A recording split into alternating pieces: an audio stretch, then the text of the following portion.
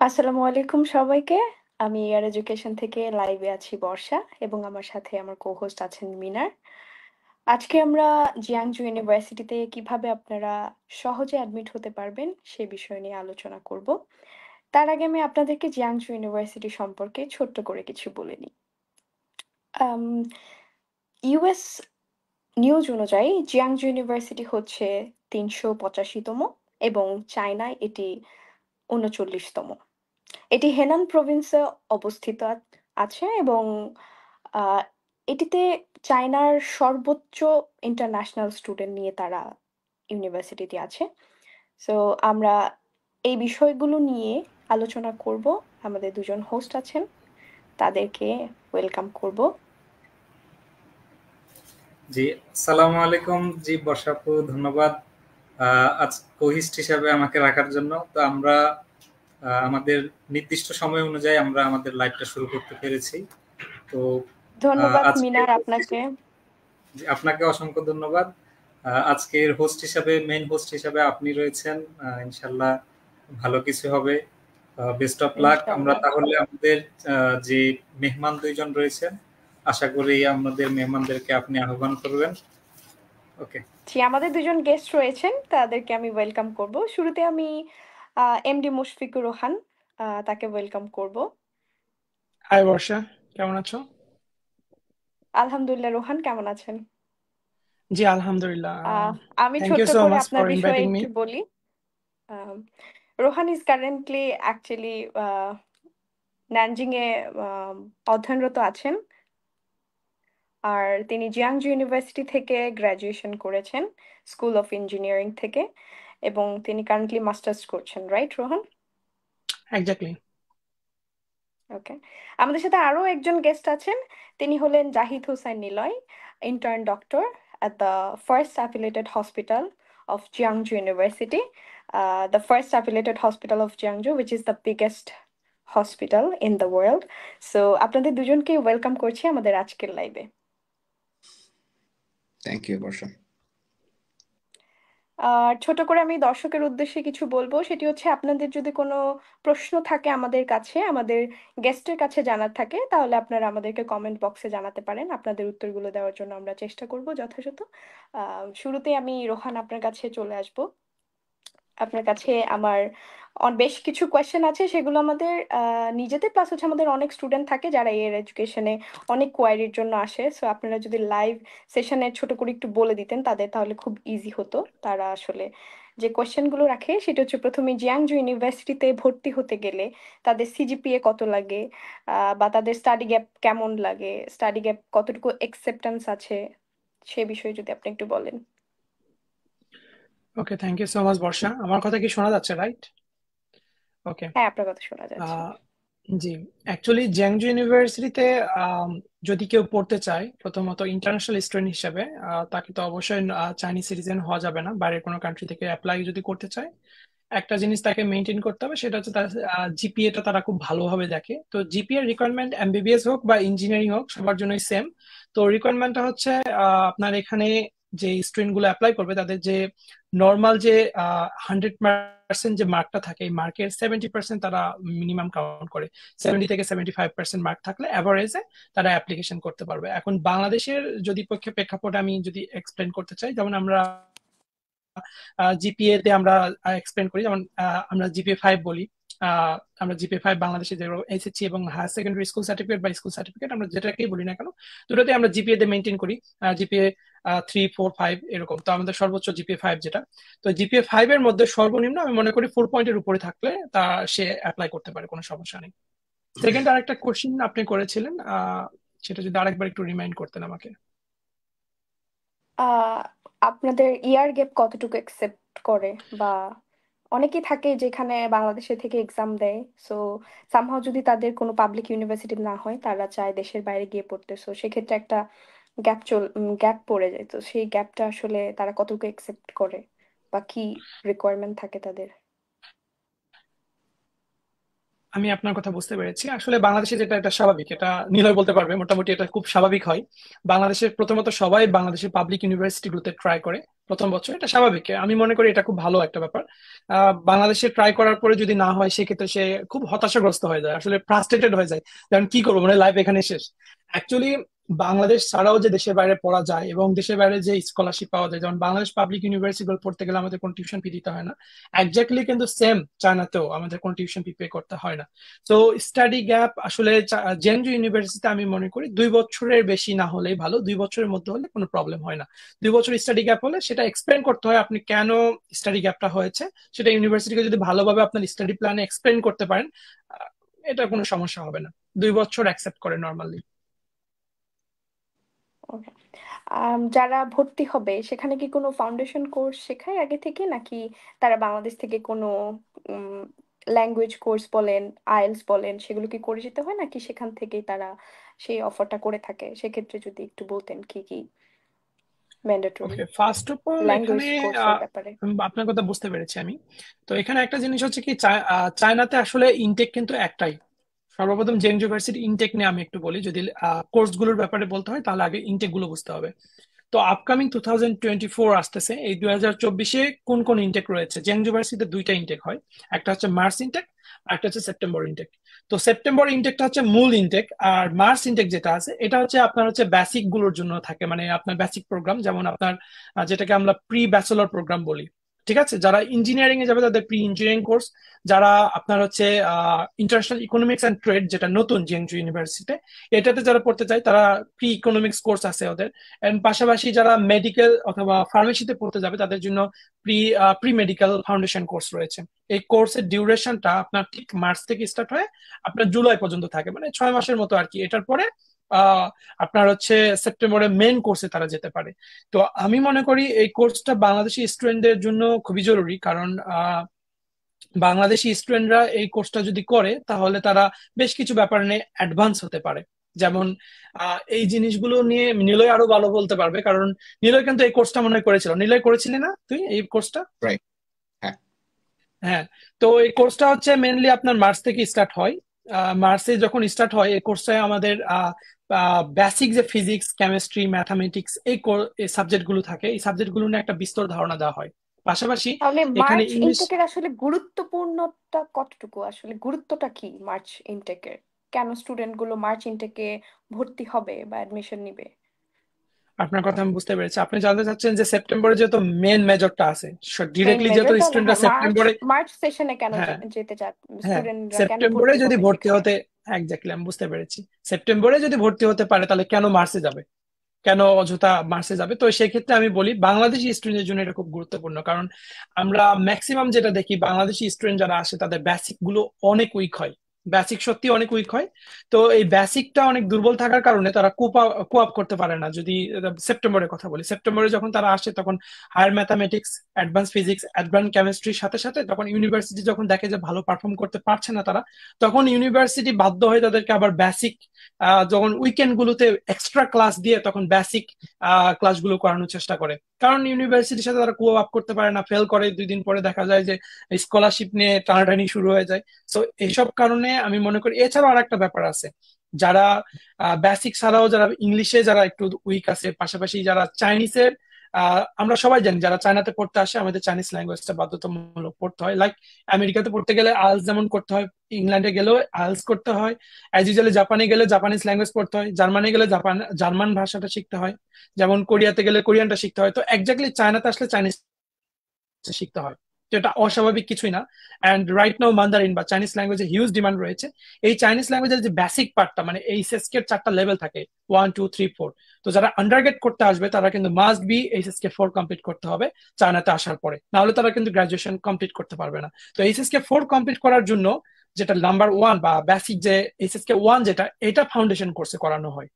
তো দেখা যায় এই কারণে এই জিনিসটা অনেকে গ্যাপ পড়ে যায়, যারা ডিরেক্টলি মেজরে আসে তখন তাদের উপর একটা হিউজ প্রেশার পড়ে যায়। তো অনেক কিছু আগে থেকে অ্যাডভান্স রোহান, থাকা যায়। হ্যাঁ, বুঝতে শিওর। পেরেছি। আপনার কাছে আরেকটি কোয়েশ্চেন আছে আমার, সেটা হচ্ছে জিয়াংজু ইউনিভার্সিটিতে বছরে কয়টি ইনটেক থাকে এবং কোন ইনটেকে তারা কি কি ধরনের কোর্স অফার করে থাকে স্টুডেন্টকে, সেই বিষয়ে যদি আরেকটু বিস্তারিত বলেন। আমি অলরেডি এটা মেনশন করেছি, তারপর আবারও আমি বলি জেংজু ইউনিভার্সিটিতে দুইটা ইনটেক, একটা হচ্ছে মার্চ ইনটেক আর একটা সেপ্টেম্বর ইনটেক। তো মার্চ ইনটেকটা মেইনলি ফাউন্ডেশন কোর্সের জন্য, আর সেপ্টেম্বরটা হচ্ছে মেইন মেজরের জন্য। ঠিক আছে। তো মার্চ ইনটেকটা হচ্ছে আপনার হচ্ছে প্রি ব্যাচেলর কোর্স বলা হয়। আপনার যে বেসিক যে আপনার যে ব্যাচেলর কোর্সটা স্টার্ট হবে, এটার জন্য যে প্রিপারেশনের একটা ব্যাপার আছে, বা আমরা যেহেতু বাংলাদেশ থেকে যে আমরা ক্যাটাগরিতে পড়াশোনা করি বা যে জিনিসগুলো নিয়ে অনেক কিছুই আমাদের একটু অমিল থাকে, ওখানকার সাথে কোপ আপ করতে গেলে কিছু বেসিক জিনিসপত্র আবার নতুন করে ঝালাই করতে হয়, যেটা বাংলা কথায় বলতে গেলে। তো সেই জিনিসটার জন্য আমি মনে করি প্রি ব্যাচেলর কোর্সটা খুব ইম্পর্টেন্ট। সেক্ষেত্রে তাদের কোনো স্কলারশিপ অফার করে কিনা, মার্চ অথবা সেপ্টেম্বরে স্পেসিফিক কোনো স্কলারশিপ আছে কিনা, নাকি দুটোই সেম? ওকে, আমি আপনার কথা বুঝতে পেরেছি। তো এখানে মার্চে কোনো স্কলারশিপ নেই, বাট সেপ্টেম্বর থেকে তারা যখন মূল কোর্সে যাবে তখন কিন্তু স্কলারশিপটা পাবে। এখানে আরেকটা জিনিস আমি একটু বলে রাখি জিয়াংজু ইউনিভার্সিটি স্কলারশিপ পাওয়ার ব্যাপারে, বা তার আগে থেকে একটু বলি। জিয়াংজু ইউনিভার্সিটিতে ব্যাচেলর কোর্সে, ব্যাচেলরে যারা আই মিন ইঞ্জিনিয়ারিং এ যারা পড়তে যাবে, এখানে কয়েকটা সাবজেক্টের ব্যাপারে বলি একটু। জিয়াংজু ইউনিভার্সিটিতে যে সাবজেক্টগুলো রয়েছে, সেই সাবজেক্টগুলোর মধ্যে উল্লেখযোগ্য হচ্ছে আপনার প্রথমত আপনার হচ্ছে এমবিবিএস, যেটা জিয়াংজুতে খুবই ফেমাস। এরপরে আসবে ফার্মেসি, এরপরে আসবে সিভিল ইঞ্জিনিয়ারিং, সফটওয়্যার ইঞ্জিনিয়ারিং আর ইন্টারন্যাশনাল ইকোনমিক্স অ্যান্ড ট্রেড।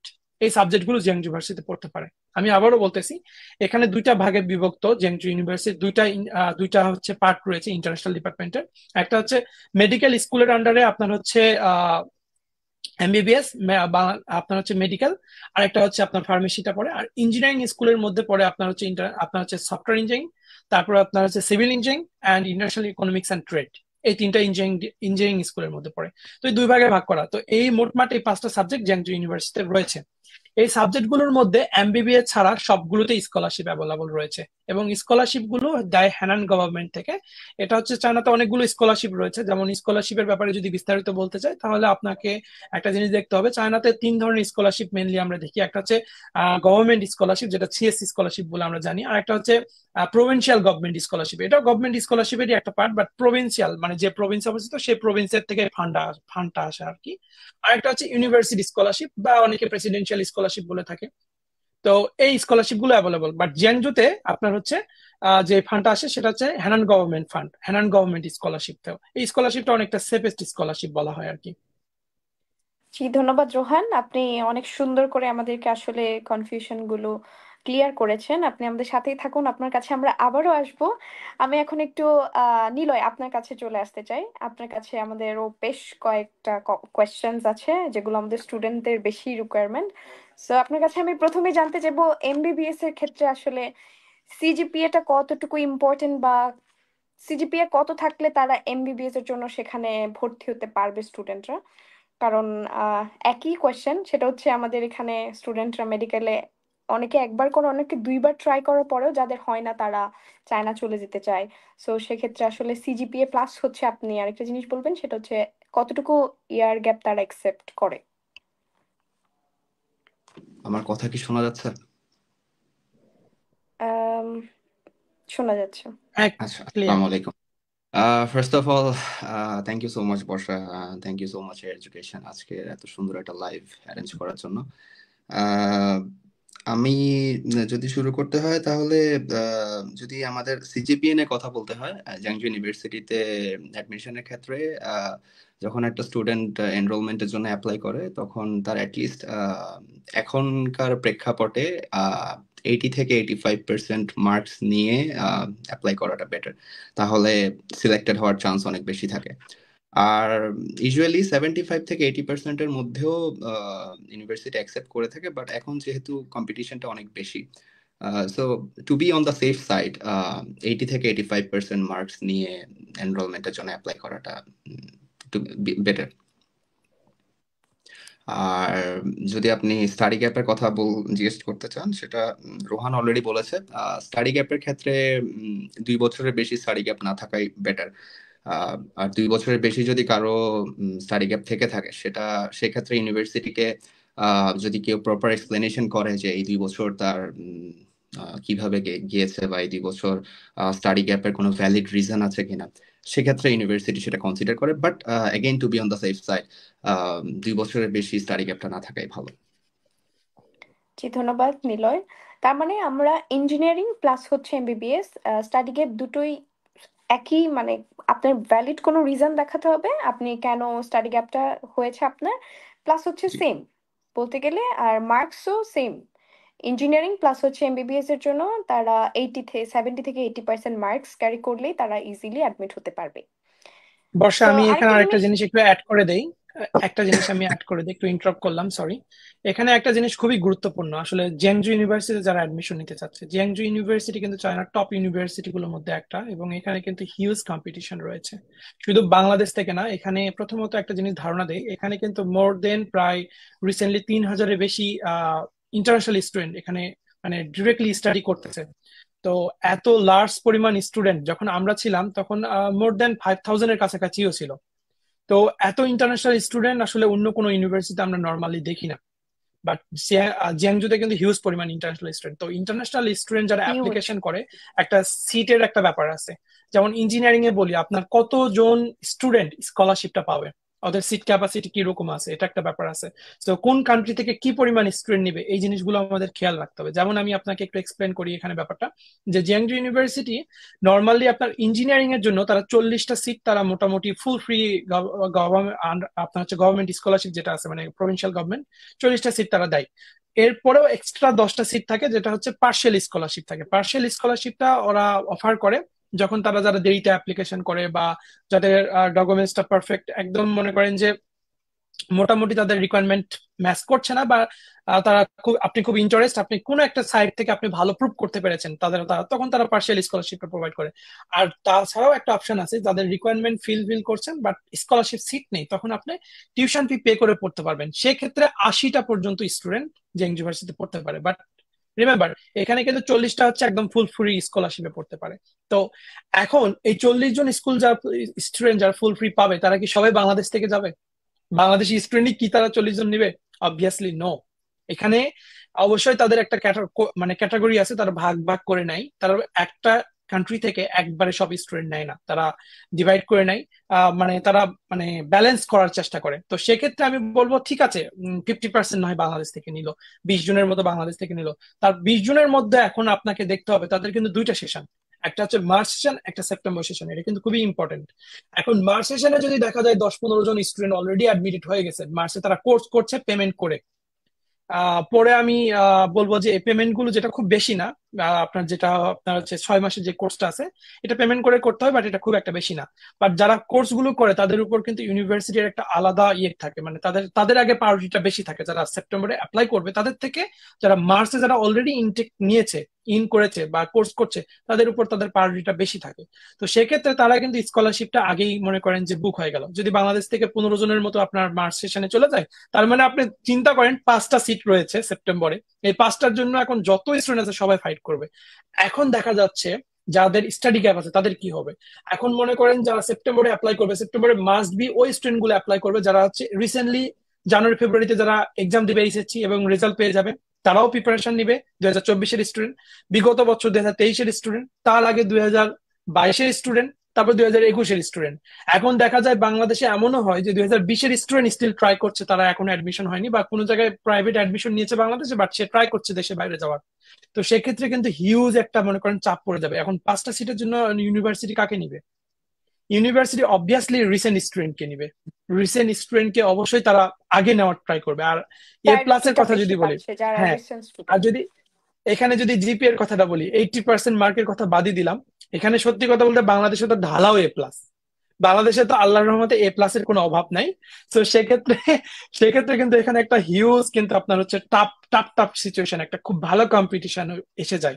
এবং দেখা যায় যে লাস্ট 2 বছর আপনার 2020, আপনার 2020-21 কিন্তু জিয়াংজু ইউনিভার্সিটি একটা বাংলাদেশি স্টুডেন্টকেও কিন্তু অ্যাডমিশন দেয়নি, একটাও দেয়নি। পরে 2022-এ দিচ্ছে, 23-এ দিচ্ছে, যদিও এয়ার এডুকেশন এখানে একটা বিশাল বড় রোল পার্ট করেছে। এয়ার এডুকেশন অনেকগুলো মিটিং করেছে তাদের সাথে, যেখানে আমিও ছিলাম, নিলয়ও ছিল। আমরা টিচারকে কনভিন্স করেছি যে না, বাংলাদেশি স্টুডেন্টরা নিতে হবে, এন্ড তারা বলছে যে ওকে ঠিক আছে এই বছর থেকে নিবো, এন্ড তারা নিয়েছে এবং এই বছরও তারা নিবে। তো তাদের এই ব্যাপারগুলো আপনাকে চিন্তা করতে হবে, যে অ্যাপ্লিকেশন করার আগে আপনাকে বুঝতে হবে যে আপনি কোন সেমিস্টারে অ্যাপ্লাই করছেন এবং সেখানে পসিবিলিটি কি রকম, কি পরিমাণ স্টুডেন্ট অ্যাপ্লাই করছে। তো এখানে একটা হিউজ একটা চাপ। তো আমি বলবো এই জন্য যারা অ্যাপ্লিকেশন করার চিন্তা করছেন, জেং ইউনিভার্সিটি স্টাডি করবেন বা যারা সেফেস্ট স্কলারশিপটা নিতে চাচ্ছেন, তাদেরকে আমি অবশ্যই বলবো যে দ্রুত আগে ভাগে অ্যাপ্লিকেশন করেন, যত দ্রুত সম্ভব অ্যাপ্লিকেশনটা করে ফেলেন। জি দ্যাটস ইট। রোহান, বুঝতেই পারছি জিয়াংজু ইউনিভার্সিটি যেরকম ভালো সেরকম তারা স্টুডেন্টও হিউজ একটা নাম্বার, 3000 স্টুডেন্ট। তার মানে আমরা বুঝতেই পারছি এটি অনেক ভালো একটি ইউনিভার্সিটি। আর সেটা তো বলার কোনো কথাই নেই, কারণ যেহেতু সেটা চায়নার মতো একটা দেশে, এত বড় একটা দেশ, তার মধ্যে যখন দেখি আমরা 39তম একটা ইউনিভার্সিটি, তার মানে অফকোর্স সেটা খুবই ভালো, নিঃসন্দেহে অনেক ভালো। তো আমি নিলয় আপনার কাছে একটা কোয়েশ্চেন, সেটা হচ্ছে আপনি এমবিবিএস এর যে আমাদের একটা কোর্স টাইম থাকে, লিমিট থাকে, বা আমাদের ইন্টার্ন করার কিছুই থাকে, সো সেক্ষেত্রে আমরা কত বছর ইন্টার্ন করব বা কত বছর আমরা কোর্সগুলো করব, মেইন কোর্স কত দিনের ডিউরেশন, সেটা আসলে বলবেন একটু। আচ্ছা, আসলে এমবিবিএস কোর্সটা হচ্ছে 5 বছরের। 5 বছর এমবিবিএস কোর্স আর 1 বছর ইন্টার্নশিপ। এটা ওয়ার্ল্ডের মোটামুটি সবগুলো দেশেই সেম ক্রাইটেরিয়া, সেম রুলস। আমাদের ক্ষেত্রে ব্যাপারটা সেম। আমরা 5 বছর এমবিবিএস কোর্স কমপ্লিট করার পর আমরা আরো 1 বছর এখানে ইন্টার্নশিপ করতে হয়। টোটাল আমাদের 6 বছর। ইন্টার্নশিপটার পিরিয়ডে 1 বছর। ইন্টার্নশিপ গুলো আমরা আমাদের ইউনিভার্সিটি যে অ্যাফিলিয়েটেড হসপিটাল আছে, আমাদের অ্যাফিলিয়েটেড হসপিটাল গুলাতেই করে থাকি। আমাদের অ্যাফিলিয়েটেড হসপিটাল গুলাতে আমাদের যত স্টুডেন্ট আছে সবাইকে সমানভাবে ডিভাইড করে দেয় ইউনিভার্সিটি থেকে। তো ওই হিসাবে ইন্টার্নশিপ করা হয়। আর টোটাল 6 বছর কমপ্লিট হওয়ার পরে একটা স্টুডেন্টকে ইউনিভার্সিটি গ্রাজুয়েশন দিয়ে থাকে। বুঝতে পেরেছি। এমবিবিএস এ আমরা কি কোনো স্পেশাল কোনো স্কলারশিপ পাবো কিনা? আমি যদিও জানি, এক্সেপ্ট সরকারি মেডিকেল কলেজ বাদ দিয়ে, যারা এমবিবিএস পড়তে চায় তাদের আসলে কোনো স্কলারশিপের সেই স্কোপটা খুবই কম। আমি জানি না আসলে আপনার ইউনিভার্সিটিতে আসলে কোনো স্কলারশিপ অফার করে থাকে কিনা তারা, সে বিষয়ে যদি একটু বলেন। খুবই কম বলতে এমবিবিএস এ আসলে স্কলারশিপের কোনো ধরনের স্কোপই নাই, টু বি অনেস্ট। এমবিবিএস এ আমার জানা মতে ওয়ার্ল্ডের কোথাও এনরোলমেন্টে কোনো ধরনের স্কলারশিপ প্রোভাইড করে না। আমাদের ইউনিভার্সিটিতেও সেম। আপনি যখন প্রথম এনরোলমেন্টের জন্য অ্যাপ্লাই করবেন, আপনি যখন সিলেক্টেড হবেন, আপনি কোনো ধরনের স্কলারশিপ নিয়ে ইউনিভার্সিটিতে আপনি এন্ট্রি করবেন না। আপনি ফুললি সেলফ ফান্ডেড একটা কোর্সে এন্ট্রি করবেন। টিউশন ফি দিয়ে আপনাকে পড়াশোনা চালিয়ে যেতে হবে। বাট আপনি যখন আপনার কোর্সটা শুরু করবেন, আপনার মেজর কোর্সটা যখন আপনি শুরু করবেন, মেজর কোর্সে আপনার স্টার্টিং এর পর প্রতি বছর আমাদের ইউনিভার্সিটি থেকে আমাদেরকে রেজাল্টের উপর ডিপেন্ড করে, যাদের আমাদের একটা ক্লাসে তো 120 জন 110 জনের মতো স্টুডেন্ট থাকে। তো প্রতি বছর ফাইনালি রেজাল্টের উপর ডিপেন্ড করে ইউনিভার্সিটি 10 থেকে 15 জনকে একটা ইয়ারলি স্টাইপেন্ড দিয়ে থাকে, সেটা এককালীন। ওই স্টাইপেন্ডটা যারা সেরা 10-এ বা 15-তে থাকে তাদেরকে দেওয়া হয়ে থাকে। স্টাইপেন্ডটার অ্যামাউন্ট হয়তো দেখা যাচ্ছে যে ক্লাসে ফার্স্ট হচ্ছে, টপ স্কোর করছে, তাকে দেওয়া হচ্ছে 15,000 RMB। যে সেকেন্ড হচ্ছে তাকে 12,000 RMB দেওয়া হচ্ছে, যে থার্ড হচ্ছে তাকে 10,000 RMB দেওয়া হচ্ছে। এভাবে ব্যাপারটা জাস্ট একটা স্টাইপেন্ডের উপরেই ডিপেন্ডেন্ট থাকে। এছাড়া ইউনিভার্সিটি থেকে এর বাইরে কোনো ধরনের স্কলারশিপের সুযোগ নেই। Totally self funded. বুঝতেই পেরেছি। আপনার কাছে আরেকটি কোয়েশ্চেন খুবই গুরুত্বপূর্ণ, সেটা হচ্ছে এমবিবিএস এর ক্ষেত্রে বিএমডিসি এর সার্টিফিকেট কতটুকু গুরুত্বপূর্ণ?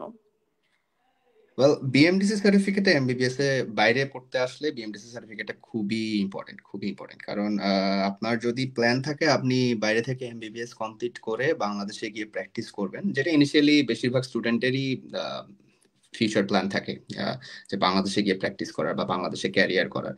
তো সেক্ষেত্রে আপনার বিএমডিসির এলিজিবিলিটি সার্টিফিকেটটা ম্যান্ডেটরি। আপনি চায়নাতে বা দেশের বাইরে যে কোনো দেশে এমবিবিএস পড়তে আসার আগে আপনার বিএমডিসি থেকে এই এলিজিবিলিটি সার্টিফিকেটটা নিয়ে তারপর আপনার অ্যাব্রোডে যেতে হবে। সেই এলিজিবিলিটি সার্টিফিকেটটা নেওয়ার ক্ষেত্রেও বিএমডিসি কিছু স্পেসিফিক ক্রাইটেরিয়া মেনটেন করে।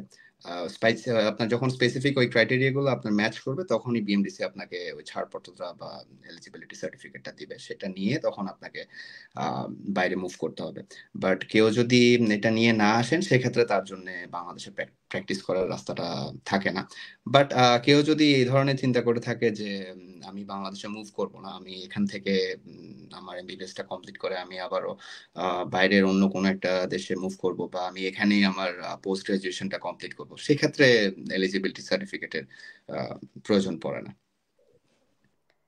আপনি আরেকটি গুরুত্বপূর্ণ কথা বলেছেন, সেটি হচ্ছে যারা চায়না থেকে এমবিবিএস শেষ করেছে তারা যদি চায় বাংলাদেশ ছাড়াও অন্য কোনো কান্ট্রিতে মুভ করতে, তাহলে তারা ইজিলি মুভ করতে পারবে। তখন তাদের জি। সেই বিএমডিসি সার্টিফিকেট অতটা অফ ভ্যালু রাখছে না সেক্ষেত্রে।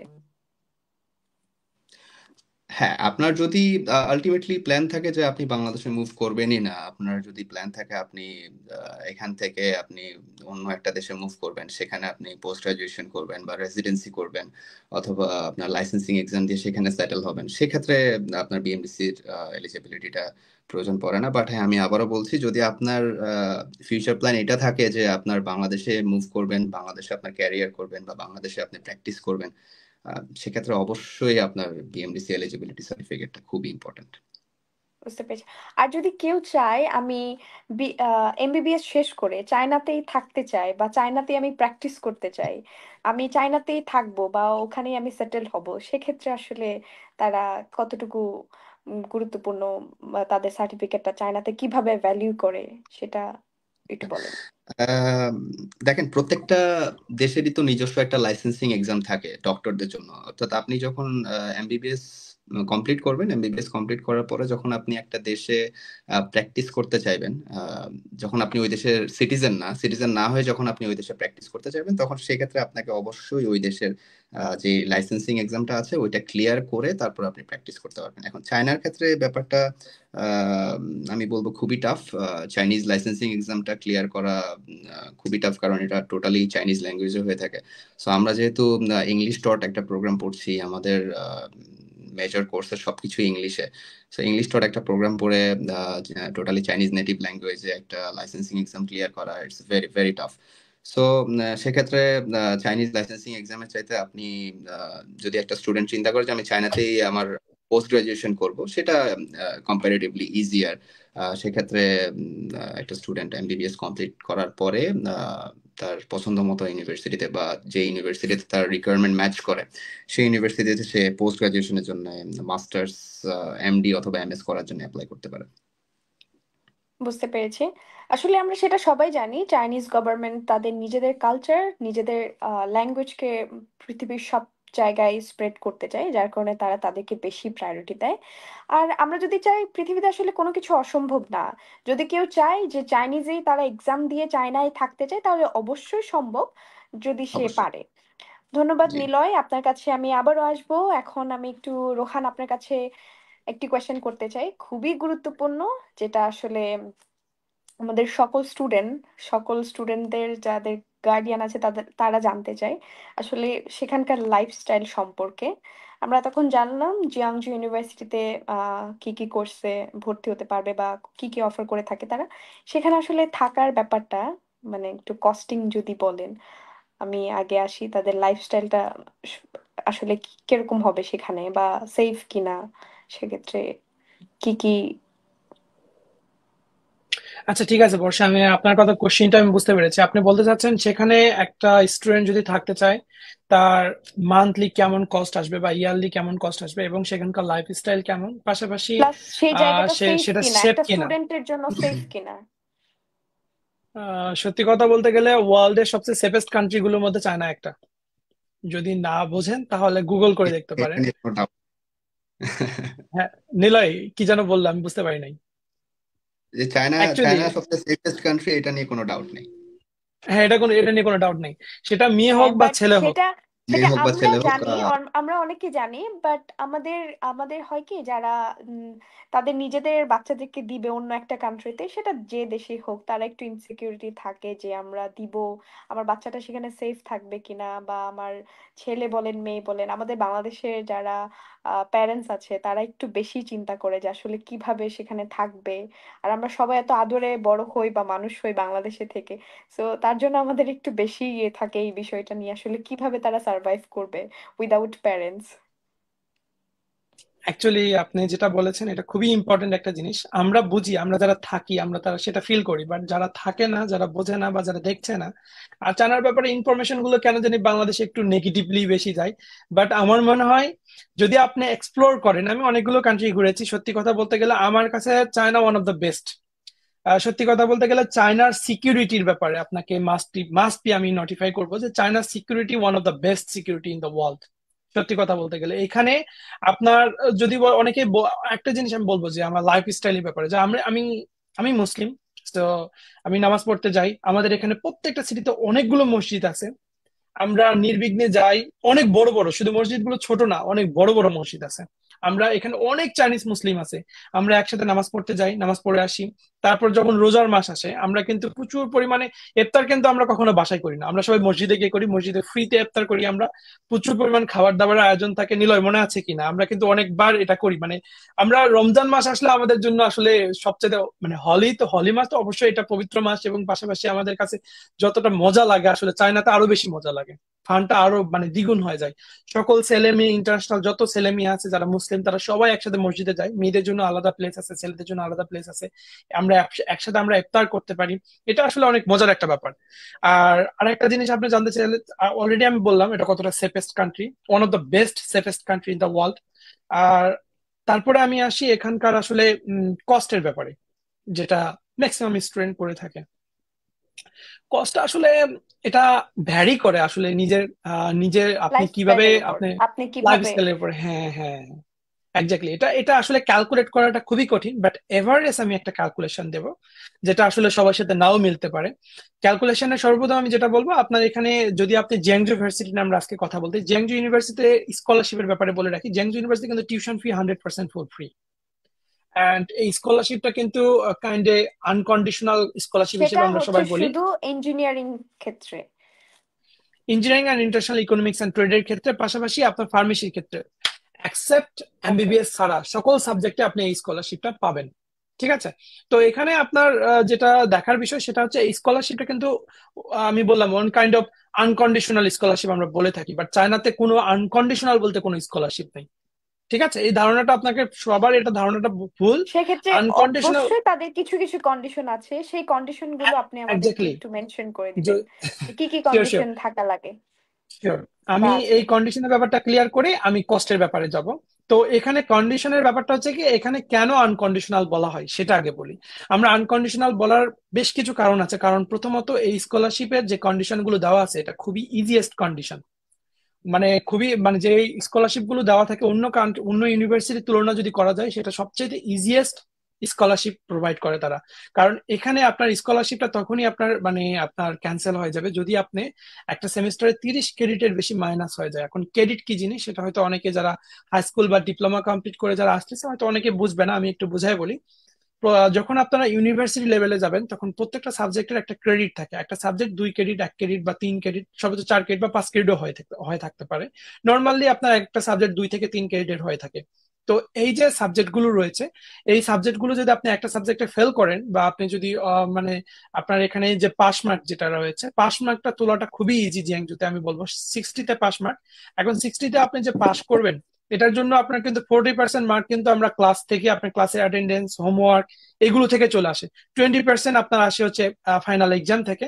তো 60% মার্ক আপনি যদি পান আপনি পাস করে যাবেন। পাস করাটা যদি নিয়মিত ক্লাস করে, হোমওয়ার্ক গুলো নিয়মিত সাবমিট করে, একটা স্টুডেন্টের জন্য পাস করাটা খুবই ইজি, খুবই ইজি। বাট ভালো রেজাল্ট করা একটু টাফ, তার জন্য একটু পড়তে হবে আমি বলবো। তো এখন কথা হচ্ছে যদি আপনি পাস মার্ক থাকে তাহলে তো সমস্যা নেই, যদি আপনি ফেল করেন তাহলেও আপনার সমস্যা নাই, কারণ ফেল করলে আপনি সাথে সাথে রি এক্সাম দেওয়ার সুযোগ পাচ্ছেন। রি এক্সামেও যদি আবার ফেল করেন তাহলে রিটেক দিতে পারবেন, সেটার জন্য আপনার যে ক্রেডিট থাকবে সেই ক্রেডিট অনুযায়ী এখন আপনাকে পে করতে হবে।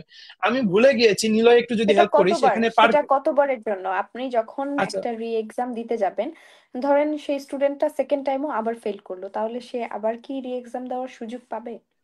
এখানে আমি একটু নিলয়ের হেল্প নিই। নিলয় এখন পার ক্রেডিটে আমাদের ইউনিভার্সিটি কত চার্জ করে যদি সে প্রথম রি এক্সাম দিবে? ওটা ফ্রি, রি এক্সামে কোনো পেমেন্ট করতে রিটেকের হবে জন্য না। এখন চার্জ হচ্ছে 200 RMB করে পার ক্রেডিট।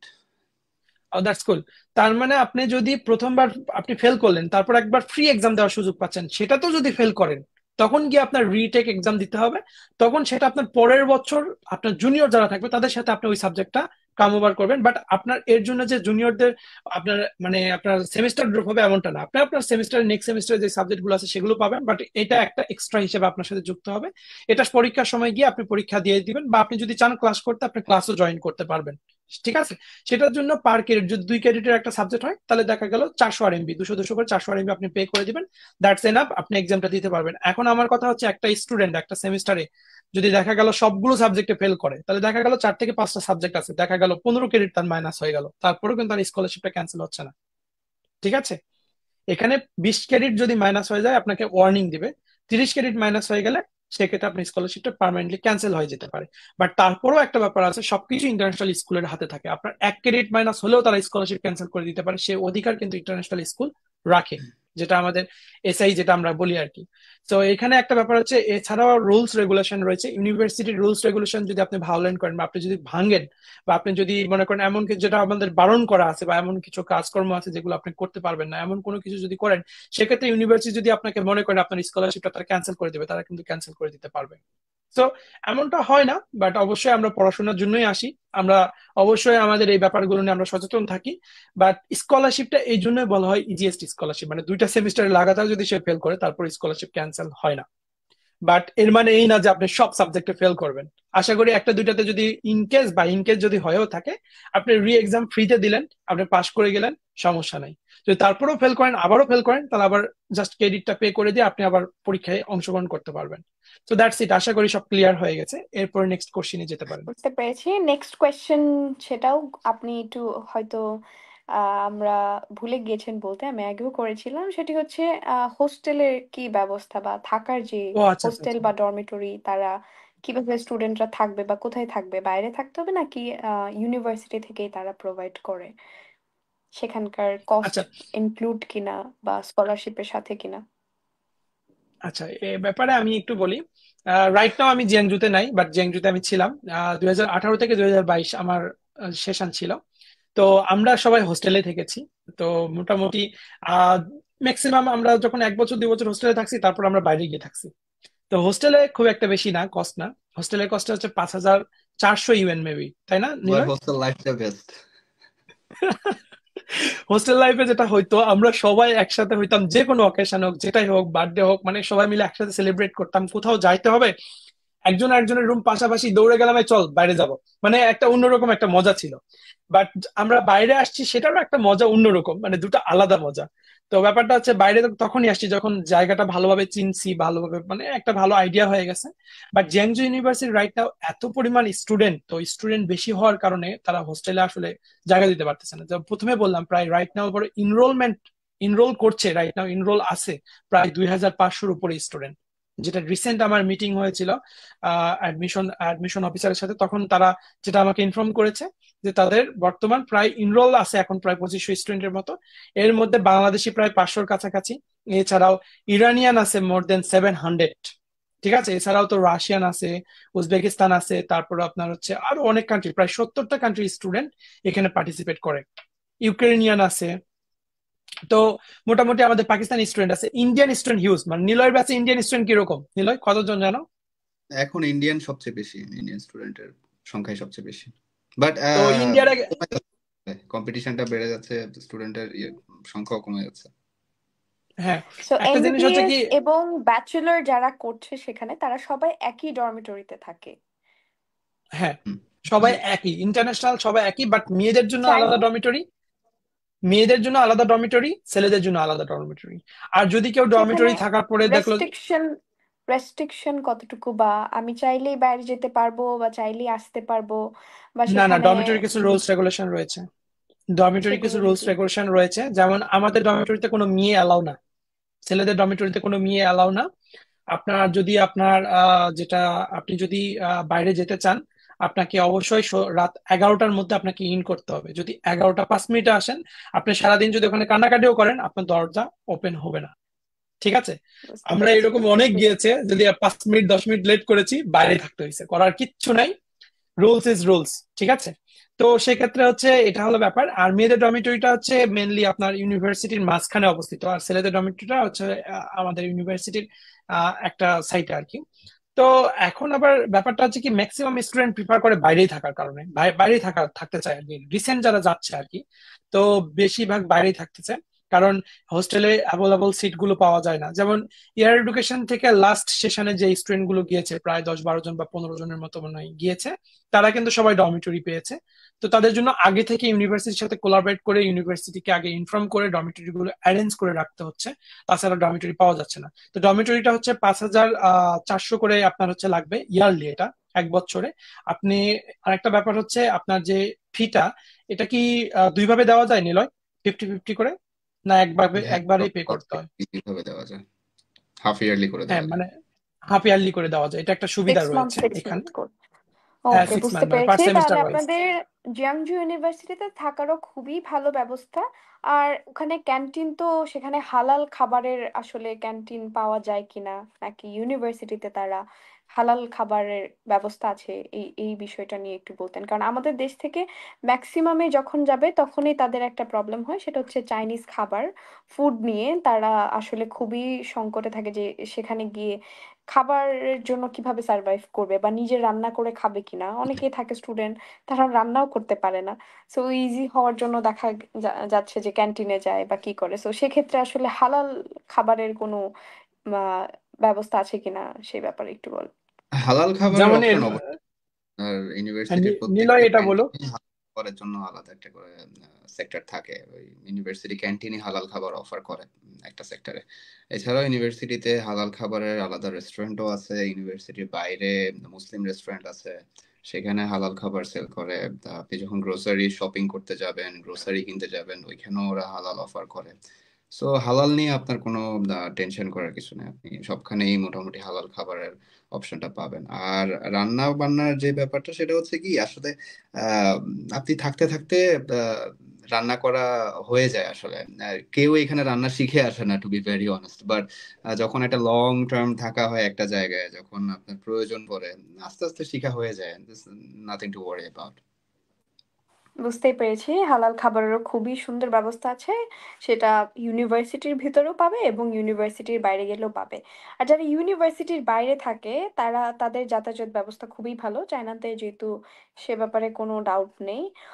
ওকে, আমি আসলে এই সাবওয়ে ব্যাপারে রয়েছে, হ্যাঁ চায়নাতে। আমি সব একটু আমি অ্যাড করে কোয়েশ্চেন দেই করলাম। চায়নাতে, বর্ষা আমি একটু অ্যাড করে দেই। চায়নাতে হুম। যোগাযোগ ব্যবস্থার জন্য যেটা সবচেয়ে বড় মজার ব্যাপার, সেটা হচ্ছে সাবওয়ে। সাবওয়ে খুবই কস্ট এফিসিয়েন্সি, মানে খুব একটা মানে টাকা লাগে না, 2-3 RMB তে আমরা মোটামুটি সিটি সবকিছু করতে পারি। আর যদি বাজের কথা বলি, বাজে আমাদের 1 RMB পে করতে হয়।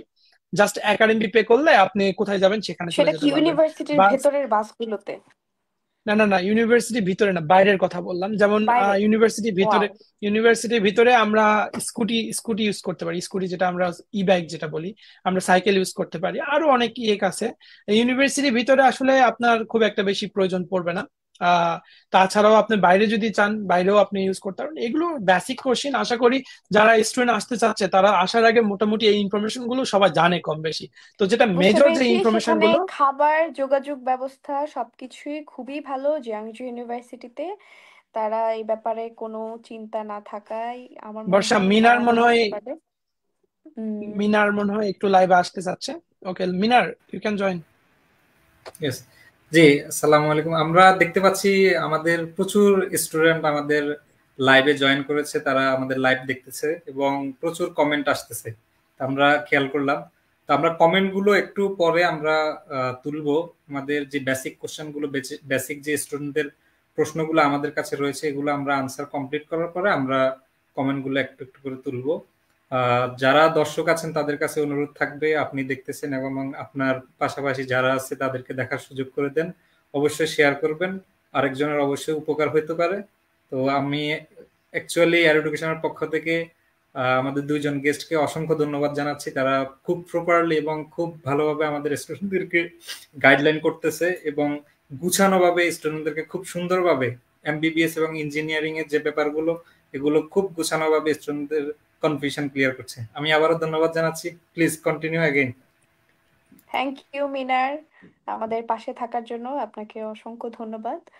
আম, যেটা বলছিলাম সেটা হচ্ছে দুজনের কাছেই একটা কোয়েশ্চেন, সেটা হচ্ছে এমবিবিএস প্লাস হচ্ছে ইঞ্জিনিয়ারিং এ যারা ভর্তি হবে চাইনিজ কোর্সগুলো কি তারা ইউনিভার্সিটি থেকে শেখানো হয় নাকি তারা বাংলাদেশ থেকে শিখে যাবে? যেটা হচ্ছে কিছু ক্ষেত্রে তো লাগে। যেহেতু তারা তাদের নিজেদের ল্যাঙ্গুয়েজকে খুবই গুরুত্বপূর্ণ সব জায়গায় চায় যে তাদের ল্যাঙ্গুয়েজটাই থাকবে। তারা ইংলিশ ইউজ করে না। ইন্টারন্যাশনাল স্টুডেন্টদের ক্ষেত্রে সেটা ডিফারেন্ট। তারা পড়াশোনা করে ইংলিশে, বাট তাদের তো চলাফেরার জন্য বাইরে গেলে প্রয়োজন হয়। সো সেক্ষেত্রে আসলে তারা নিলয়, যে চাইনিজ ল্যাঙ্গুয়েজটা শিখবে বা সেটা কি ইউনিভার্সিটি থেকে শেখায় কিনা তাদেরকে? আচ্ছা, হ্যাঁ, ইউনিভার্সিটি আমাদেরকে চাইনিজ ল্যাঙ্গুয়েজ কোর্স অফার করে। প্রত্যেকটা সেমিস্টারেই একটা করে চাইনিজ ল্যাঙ্গুয়েজের একটা কোর্স থাকে। সেই কোর্সটাও ম্যান্ডেটরি। সেই কোর্সটাতেও আপনাকে এক্সাম দিতে হয়। সেই কোর্সটাতেও আপনাকে পাস আউট করে তারপর আপনার নেক্সট সেমিস্টারে জয়েন করতে হয়। বাট এটা আসলে ইম্পর্ট্যান্ট আমার মতে। কারণ আপনার চাইনিজ ল্যাঙ্গুয়েজটা, স্পেশালি যদি মেডিকেল স্টুডেন্টদের জন্য বলি, যখন আপনি ইন্টার্নশিপে যাবেন, পেশেন্টদের সাথে কমিউনিকেট করার জন্য হলেও আপনার চাইনিজ ল্যাঙ্গুয়েজটা জানা উচিত। সো ইউনিভার্সিটি আপনাকে সকল ধরনের কোর্সে এনরোলমেন্ট করাবে। ইউনিভার্সিটি আপনাকে সকল ধরনের ক্লাস বলেন বা স্টাডি ম্যাটেরিয়াল বলেন, চাইনিজ ল্যাঙ্গুয়েজের ক্ষেত্রে যা যা দরকার ইউনিভার্সিটি আপনাকে সাপোর্ট করবে। বুঝতেই পেরেছি। চাইনিজ কোর্স তারা নিজেরাই শিখিয়ে নেয় যদি আমাদের প্রয়োজনীয় যে ছোট জিনিস, ধরেন কিছু আমরা বর্ষা, বাইরে গেলাম, সো সেক্ষেত্রে আমাদের প্রয়োজন পড়ে চাইনিজ ল্যাঙ্গুয়েজটা কিছুটা।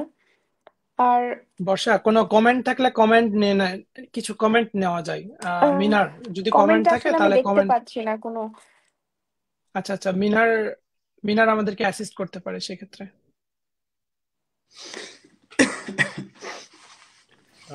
মিনার, জি, আমি আপনার তাহলে মিউট করা আছে। কমেন্ট তুলতেছি। জি জি, আমি কমেন্ট তুলতেছি। আমাদের অনেকগুলো স্টুডেন্ট কমেন্ট করেছে, তো আমি একটা একটা করে কমেন্ট তুলতেছি। কিছু কমেন্টের আমরা আনসার শুনে নিই। Pushpita Promi want to study in China but also want to self-dependent. But I heard there is no work permit in China. Is that true? Can I get work permit? Please, Rohan এটা please answer দিবেন। কোশ্চেনটা অবশ্যই বুঝতে পেরেছেন। Self dependent আচ্ছা, পড়ার জি জি, please এখানে continue. Most important maximum স্টুডেন্টদের এই কোশ্চেনটা, যে আমি ওয়ার্ক পারমিট পাবো কিনা, আমি কাজ করব কিনা। তো ফার্স্ট অফ অল কয়েকটা জিনিস আমি ক্লিয়ার করতে চাচ্ছি এই ওয়ার্কের ব্যাপারে। চায়নাতে আসলে রিসেন্টলি ওয়ার্ক পারমিট দিয়েছে, বাট তারপরেও কিছু ঝামেলা আছে। ঝামেলাটা হচ্ছে অ্যাকচুয়ালি সর্বপ্রথম আপনার মেন যে জিনিসটা আপনার দরকার, যে ওয়ার্ক পারমিট কেন দেয় আপনার। অবশ্যই অন্যান্য কান্ট্রিগুলোতে ওয়ার্ক পারমিট দেয় নিজের চলাফেরা বা আপনার টিউশন ফি, এগুলো তো আপনার যাতে আপনি করতে পারেন, সার্ভাইভ করতে পারেন এই কারণে। তো চায়নাতে যেটা, চায়নার ওয়ার্ক পারমিটের ব্যাপারে আমি সর্বপ্রথম আপনাকে বলবো যে আপনি ওয়ার্ক মানে কাজ করার পাশাপাশি আপনি কি পড়াশোনাটা করাটা কি কতটা টাফ চায়নাতে আসলে বলে বোঝায়।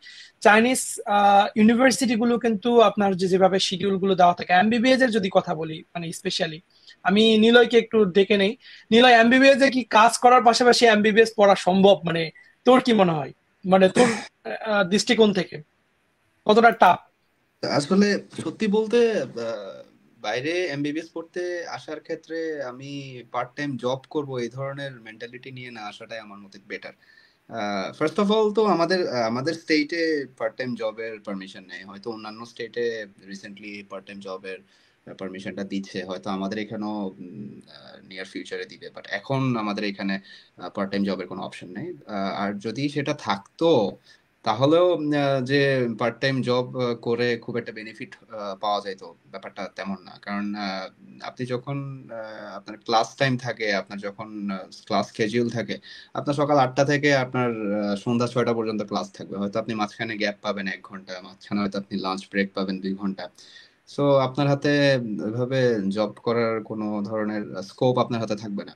উইকেন্ডের কথা যদি বলি, আপনি উইকেন্ডে 2 দিন সময় পাবেন। ওই 2 দিন হয়তো আপনার সেলফ স্টাডি করতে হবে, অথবা আপনি নিজে একটু সময় কাটাতে চাইবেন, অথবা আপনার কোথাও রিফ্রেশমেন্টের জন্য যেতে চাইবেন।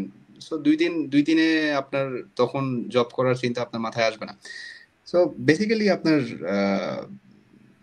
শুধু এমবিবিএস এর ক্ষেত্রে না, ইঞ্জিনিয়ারিং এর ক্ষেত্রেও ব্যাপারটা সেম। ইঞ্জিনিয়ারিং এর ক্ষেত্রেও ক্লাস স্কেডিউলটা খুবই টাইট। ইঞ্জিনিয়ারিং এ পড়তে আসলেও আপনার ক্লাস স্কেডিউলটা সেম। আপনার সকাল 8টায় ক্লাস শুরু হবে, সন্ধ্যা 6টায় ক্লাস শেষ হবে। প্লাস আপনার যেদিন ল্যাব থাকে সেদিন তো সকাল 8টা থেকে দেখা গেছে দুপুর 2টা, দুপুর 3টা 4টা পর্যন্ত টানা ল্যাব চলতে থাকে কোনো ধরনের ব্রেক ছাড়া। সো এত প্রেশারের মধ্যে থেকে আপনি কখনোই হচ্ছে বাড়তি একটা কাজে কনসেন্ট্রেট করা বা সেটা করা সম্ভব হয়ে ওঠে না আসলে। আমি একটু অ্যাড করব নিলয়ের সাথে। আসলে জিনিসটা আমাদের বুঝতে হবে যে আপনি যেরকম চিন্তা করছেন যে আপনি আসবেন, পড়াশোনা করবেন, জব করবেন, সবকিছু করবেন একসাথে, it's literally too tough. And এখানে কেন টাফ আমি বলি, আর জব কেনই বা প্রয়োজন। আপনি বাংলাদেশ থেকে চায়নাতে ইঞ্জিনিয়ারিং এর জন্য যদি পড়তে আসেন, তাহলে আপনার তো আপনি সেলফ ফান্ডেডে আসতেছেন না, আপনি তো স্কলারশিপ পাচ্ছেন। আপনি যদি স্কলারশিপটা কন্টিনিউ রাখতে চান, তাহলে তো আপনাকে ভালো স্কোর করতে হবে, ভালো মার্ক আনতে হবে, পাশাপাশি ভালো পারফরমেন্স তো দেখাইতে হবে। তার পারফরমেন্স দেখাতে গেলে তো অবশ্যই আপনাকে ভালো হার্ডওয়ার্ক করতে হবে। এখন দেখা গেল সপ্তাহে অনলি 2টা দিন আমাদের সময় থাকে, সেই 2টা দিন অবশ্যই নিজের একটা রিফ্রেশমেন্টের প্রয়োজন আছে, নিজেকে একটু সময় দেওয়া তো জরুরি। আর স্টাডি লাইফটা যে কতটা মজার এটা যদি আপনি উপভোগ করতে চান, তাহলে তো এটা জরুরি। আর এখন আমার কথা হচ্ছে, চায়নাতে কস্ট কেমন পড়াশোনা করার জন্য? চায়নাতে টিউশন ফি 100% ফুল ফ্রি যদি আপনি পেয়ে যান, তাহলে আপনার বাকি যে কস্ট গুলো আছে, আপনার হোস্টেল কস্ট এবং আপনার ফুড কস্ট, এই দুটো মিলে আপনার কতটুকু কস্ট লাগবে এটা আপনাকে ক্যালকুলেট করতে হবে। আমি যদি বলি একটা স্টুডেন্টের জন্য, যদি আমি নর্মালি আমি যদি বলি জিয়াংজু ইউনিভার্সিটির কথা, তাহলে এখানে হোস্টেল কস্ট হচ্ছে 5,000 RMB। তাহলে 5,000 RMB যদি আমি 1 বছরের জন্য হয়, তাহলে দেখা যাচ্ছে যে এটা মোটামুটি আপনার 60 থেকে 70 হাজার টাকার মতো। তো আমি 70 হাজার টাকাটা আমি ধরে নিলাম, আমি একটু ক্যালকুলেশন করে নিচ্ছি। 70 হাজার যদি আমি 12 দিয়ে ভাগ দিই, তাহলে আমার মাসে আসে 5,833 টাকা, বা আমি 6,000 টাকা আমি হচ্ছে আমার হোস্টেল ফি হিসেবে ধরে নিলাম। এর সাথে আমি আরো খাবার কস্ট হিসাবে এক্সট্রা আমি ধরে নিচ্ছি আমি 8,000 টাকা আরো, যেটা মোটামুটি আমি বেসিক একটা ধরেছি। যেটা আমি যেহেতু রান্না করে খাই না, আমি বাইরে খাই, যেটা আমি আগে বলতেছি। আমি কিন্তু রান্না খুবই কম করি, আমি ক্যান্টিনে খাই, কারণ ক্যান্টিনে হিউজ পরিমাণ ফুড আমি পাচ্ছি, মুসলিম ফুড আমি পাচ্ছি। আমি রাইস থেকে শুরু করে আমার কি লাগবে সবই আমি পাই। বাট কিছু কিছু চাইনিজ ফুড আছে যেগুলো আমি খুব পছন্দ করি, যেমন ডাম্পলিংস আছে, গরুর মাংসের ডাম্পলিংস খুবই ফেভারিট। ঠিক আছে, অনেকগুলো জিনিস আছে যেগুলো খাওয়া যায়, আমার ওই জন্য প্রয়োজন পড়ে না। তো আমি বাইরেও খাই বা বাসায় যদি রান্না করে খাই, কষ্টটা আরো কম পড়ে। তো যদি বাইরেও খাই, আমার মোটামুটি 8 থেকে 10 হাজার টাকায় আমার খাওয়াটা কমপ্লিট হয়ে যায়। তো সেক্ষেত্রে দেখা যায় 14 থেকে 15 হাজার টাকার মতো একটা কস্ট আসে মান্থলি। বাংলাদেশে আপনি এমন কোন সিটি আছে যে সিটিতে আপনি থাকবেন, বাট 14-15 হাজার টাকা আপনার থাকা এবং খাওয়া মিলে আপনার খরচ হবে না? আপনি পড়াশোনা তো করবেনই, মাস্ট বি। পৃথিবীর এমন কোন জায়গায় আছে 15 হাজার টাকার নিচে আপনি থাকা খাওয়াটা কমপ্লিট করতে পারবেন? পৃথিবীর এমন কোন জায়গা আছে? পুরো ওয়ার্ল্ডে, স্পেসে যাবো না, পৃথিবীর মধ্যেই বলেন, পাওয়া সম্ভব না। লিটারেলি সব জায়গাতেই কস্ট আসে, বরং এটাই সবচাইতে কম আমার কাছে লাগে। এখন যদি আপনার লাইফ স্টাইল আরো বেশি, আপনার যদি বলি যে আপনার লাইফ স্টাইল আরো যদি আপনার সে লেভেলের হয় যে আপনি প্রচুর খরচ করেন, সেক্ষেত্রে দেখা গেল আপনি 30,000ও এক মাসে খরচ করতে পারেন। It doesn't matter, it's up to you. এটা ভ্যারি করে ম্যান টু ম্যান। বাট একটা বেসিক খরচ 10,000-15,000 টাকায় শুধু আপনার মাসে যদি আপনি খরচ করতে পারেন, তাহলে আমার মনে হয় না যে আপনার আর কোনো সমস্যা হবে, চায়নাতে আর কোনো প্রবলেম হবে। 10-15 হাজার টাকার মতো আপনার যদি বেসিক আপনি আপনার জন্য খরচ করতে পারেন, আর এটা আপনি যেখানে পড়াশোনা করতে চান লাগবে। বাংলাদেশে যদি একটা প্রাইভেট ইউনিভার্সিটিতে পড়তে চান, এটা তো থাকা খাওয়ার জন্যই লাগবে 10-15 হাজার টাকা। বাড়ি তো আপনার এক্সট্রা, তো আপনার টিউশন ফি আছে, আপনার পার সেমিস্টার আপনার এক্সাম ফি আছে, আপনার আরো তো নোটস, হ্যান্ড নোট, অনেক কিছু লাগে। বাট চায়নাতে পড়াশোনা করতে গেলে কিন্তু বুকস বা এগুলো কিন্তু তেমন একটা প্রয়োজন পড়ে না। যেমন জিয়াংজু যে লাইব্রেরি আছে, লাইব্রেরিতে প্রচুর বুক আছে, আপনাকে খুঁজে নিতে হবে। প্রায় আমার জানা মতে প্রায় 2 লক্ষের উপরে বই আছে। নীলা, এই ব্যাপারে কোনো আইডিয়া আছে আমাদের জিয়াংজু লাইব্রেরি ব্যাপারে? আরো বেশি। জ্যাংজো ইউনিভার্সিটির সেন্ট্রাল মেইন ক্যাম্পাসের লাইব্রেরি এশিয়ার সবচেয়ে বড় লাইব্রেরি। সো তার মানে নো ওয়ান বুঝতেই পারতেছেন how many books they have. এখানে বলার কিছু নাই। জিয়াংজু ইউনিভার্সিটিতে পড়া আমার জন্য একটা বিশাল বড় লাক, সিরিয়াসলি।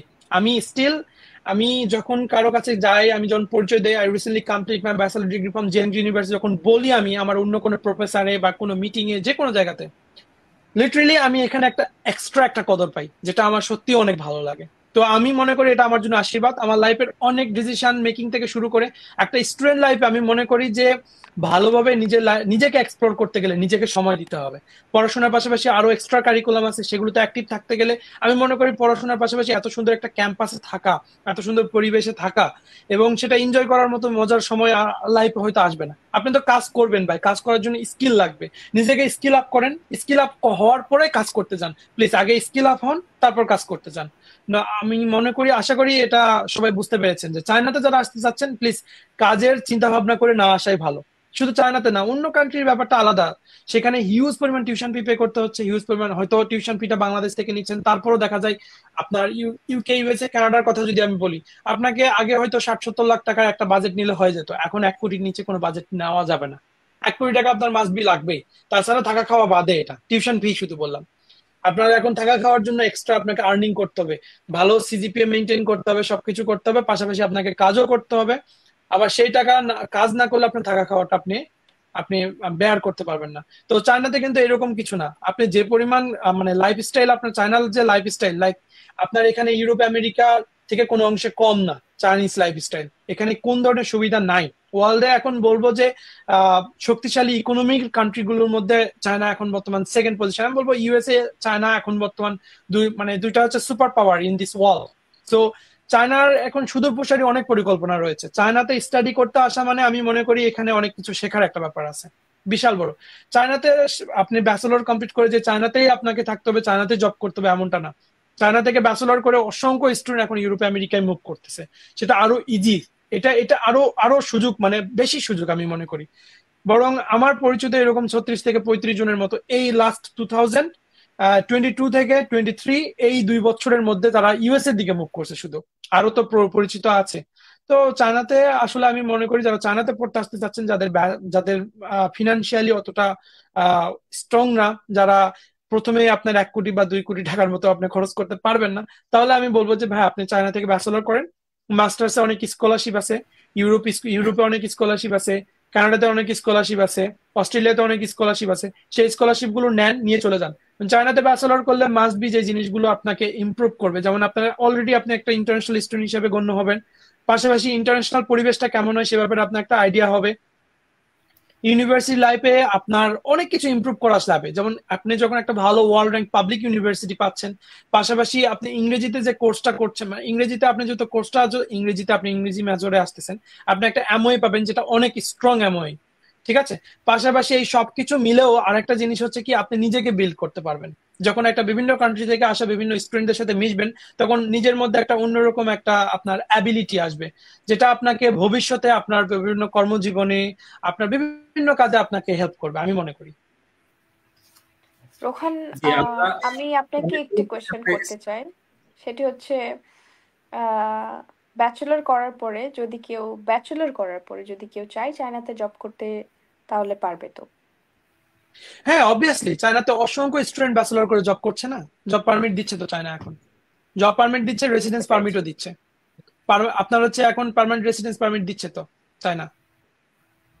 যে যে আমরা আমরা অনেকগুলো মিনার, পেয়েছি, আমরা আরো কয়েকটা কোয়েশ্চেন নিব, একটু জি আর্লি করবেন, অনেকগুলো যেহেতু সময় কমেন্ট অনেক কম রয়েছে, আছে। আমরা একটা কমেন্টে অনেক বেশি সময় নিয়েছি। তো আশা করি আমরা আরেকটু শর্ট করে আমরা সবগুলো কমেন্ট টাচ করার চেষ্টা করব। নেক্সট কমেন্টে চলে যাচ্ছি। নেক্সট কমেন্ট করেছেন হুয়ারিন, হ্যালো লিখেছেন। জি হাই। পুষ্পিতা প্রমেয় আবার কমেন্ট করেছেন। Sourav Hussain, great initiative, thank you Sourav Hussain আবার লিখেছেন।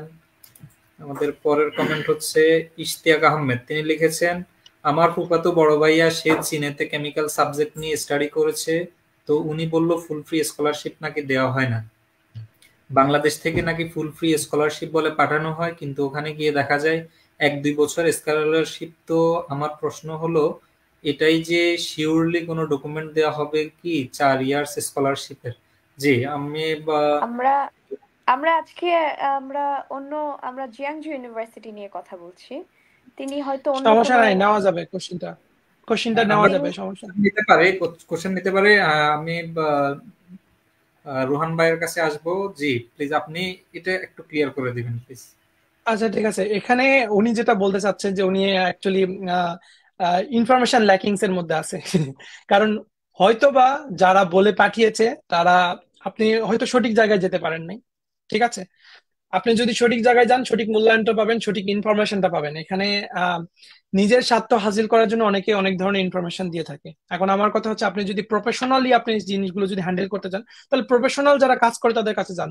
আপনি ইয়ার এডুকেশনে আসতে পারেন, ইয়ার এডুকেশনের সাথে কথা বলতে পারেন, তারপর আপনার এক্সপিরিয়েন্স আপনি নিজেই দিতে পারবেন যে অ্যাকচুয়ালি আমি যে ভিজিট করলাম তাদের যে কথাবার্তা, তারা কিভাবে আপনাকে অ্যাসিস্ট করতেছে, এটা একটা ব্যাপার। আমি আপনাকে পার্সোনাল রিভিউ করতে বলবো যে আপনি একবার ইয়ার এডুকেশনে এসে ভিজিট করে আপনার নিজে তখন মন্তব্যটা নিজে আপনি এখানে গ্রুপে যত পোস্ট করে আপনি বলতে পারেন যে অ্যাকচুয়ালি আপনি কি এক্সপিরিয়েন্স করলেন।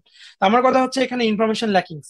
আপনাকে যারা বলেছে তারা ভালোভাবে বুঝাইতে পারেনি। আমি কিন্তু আজকে লাইভে বেশ কয়েকবার বলেছি, চায়নাতে আপনার আনকন্ডিশনাল স্কলারশিপ বলতে কোনো কিছু হয় না।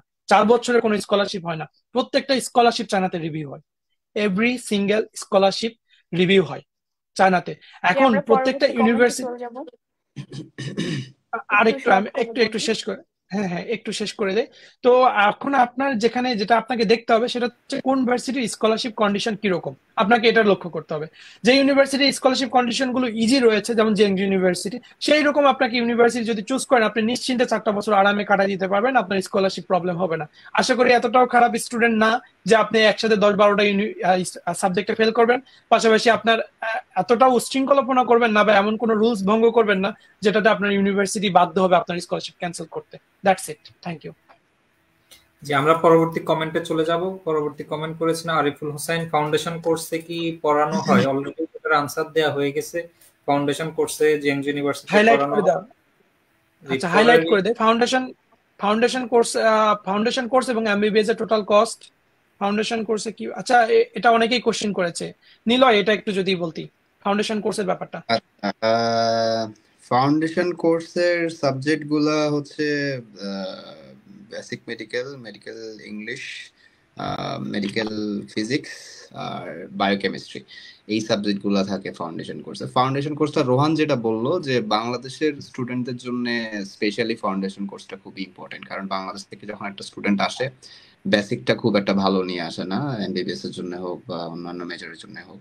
সো তাদের জন্য ফাউন্ডেশন কোর্সটা অনেক বেশি হেল্পফুল, যাতে মেজর সাবজেক্টে যখন তারা এনরোলমেন্ট পায় যাতে যাতে ধাক্কাটা সামলায় নিতে পারে, সেই ক্ষেত্রে ফাউন্ডেশন কোর্সটা ইম্পর্টেন্ট।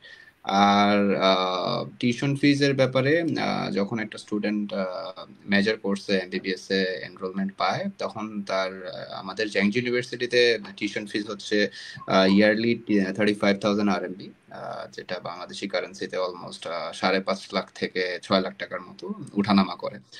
আর এর বাইরে আপনাকে আপনি আচ্ছা আপনি টিউশন ফিসটা ইয়ারলিও দিতে পারবেন, আপনি টিউশন ফিসটা চাইলে হাফ ইয়ারলিও দিতে পারবেন। আপনাকে এটা একবারে যে পেমেন্ট করতে হবে ব্যাপারটা এরকম না। So that's a benefit for us, সবার জন্য ব্যাপারটা কনভিনিয়েন্ট। আর এর বাইরে আপনাকে একটা প্রতি বছর আপনাকে আপনার রেসিডেন্স পারমিট রিনিউ করার জন্য একটা ফি পে করতে হবে।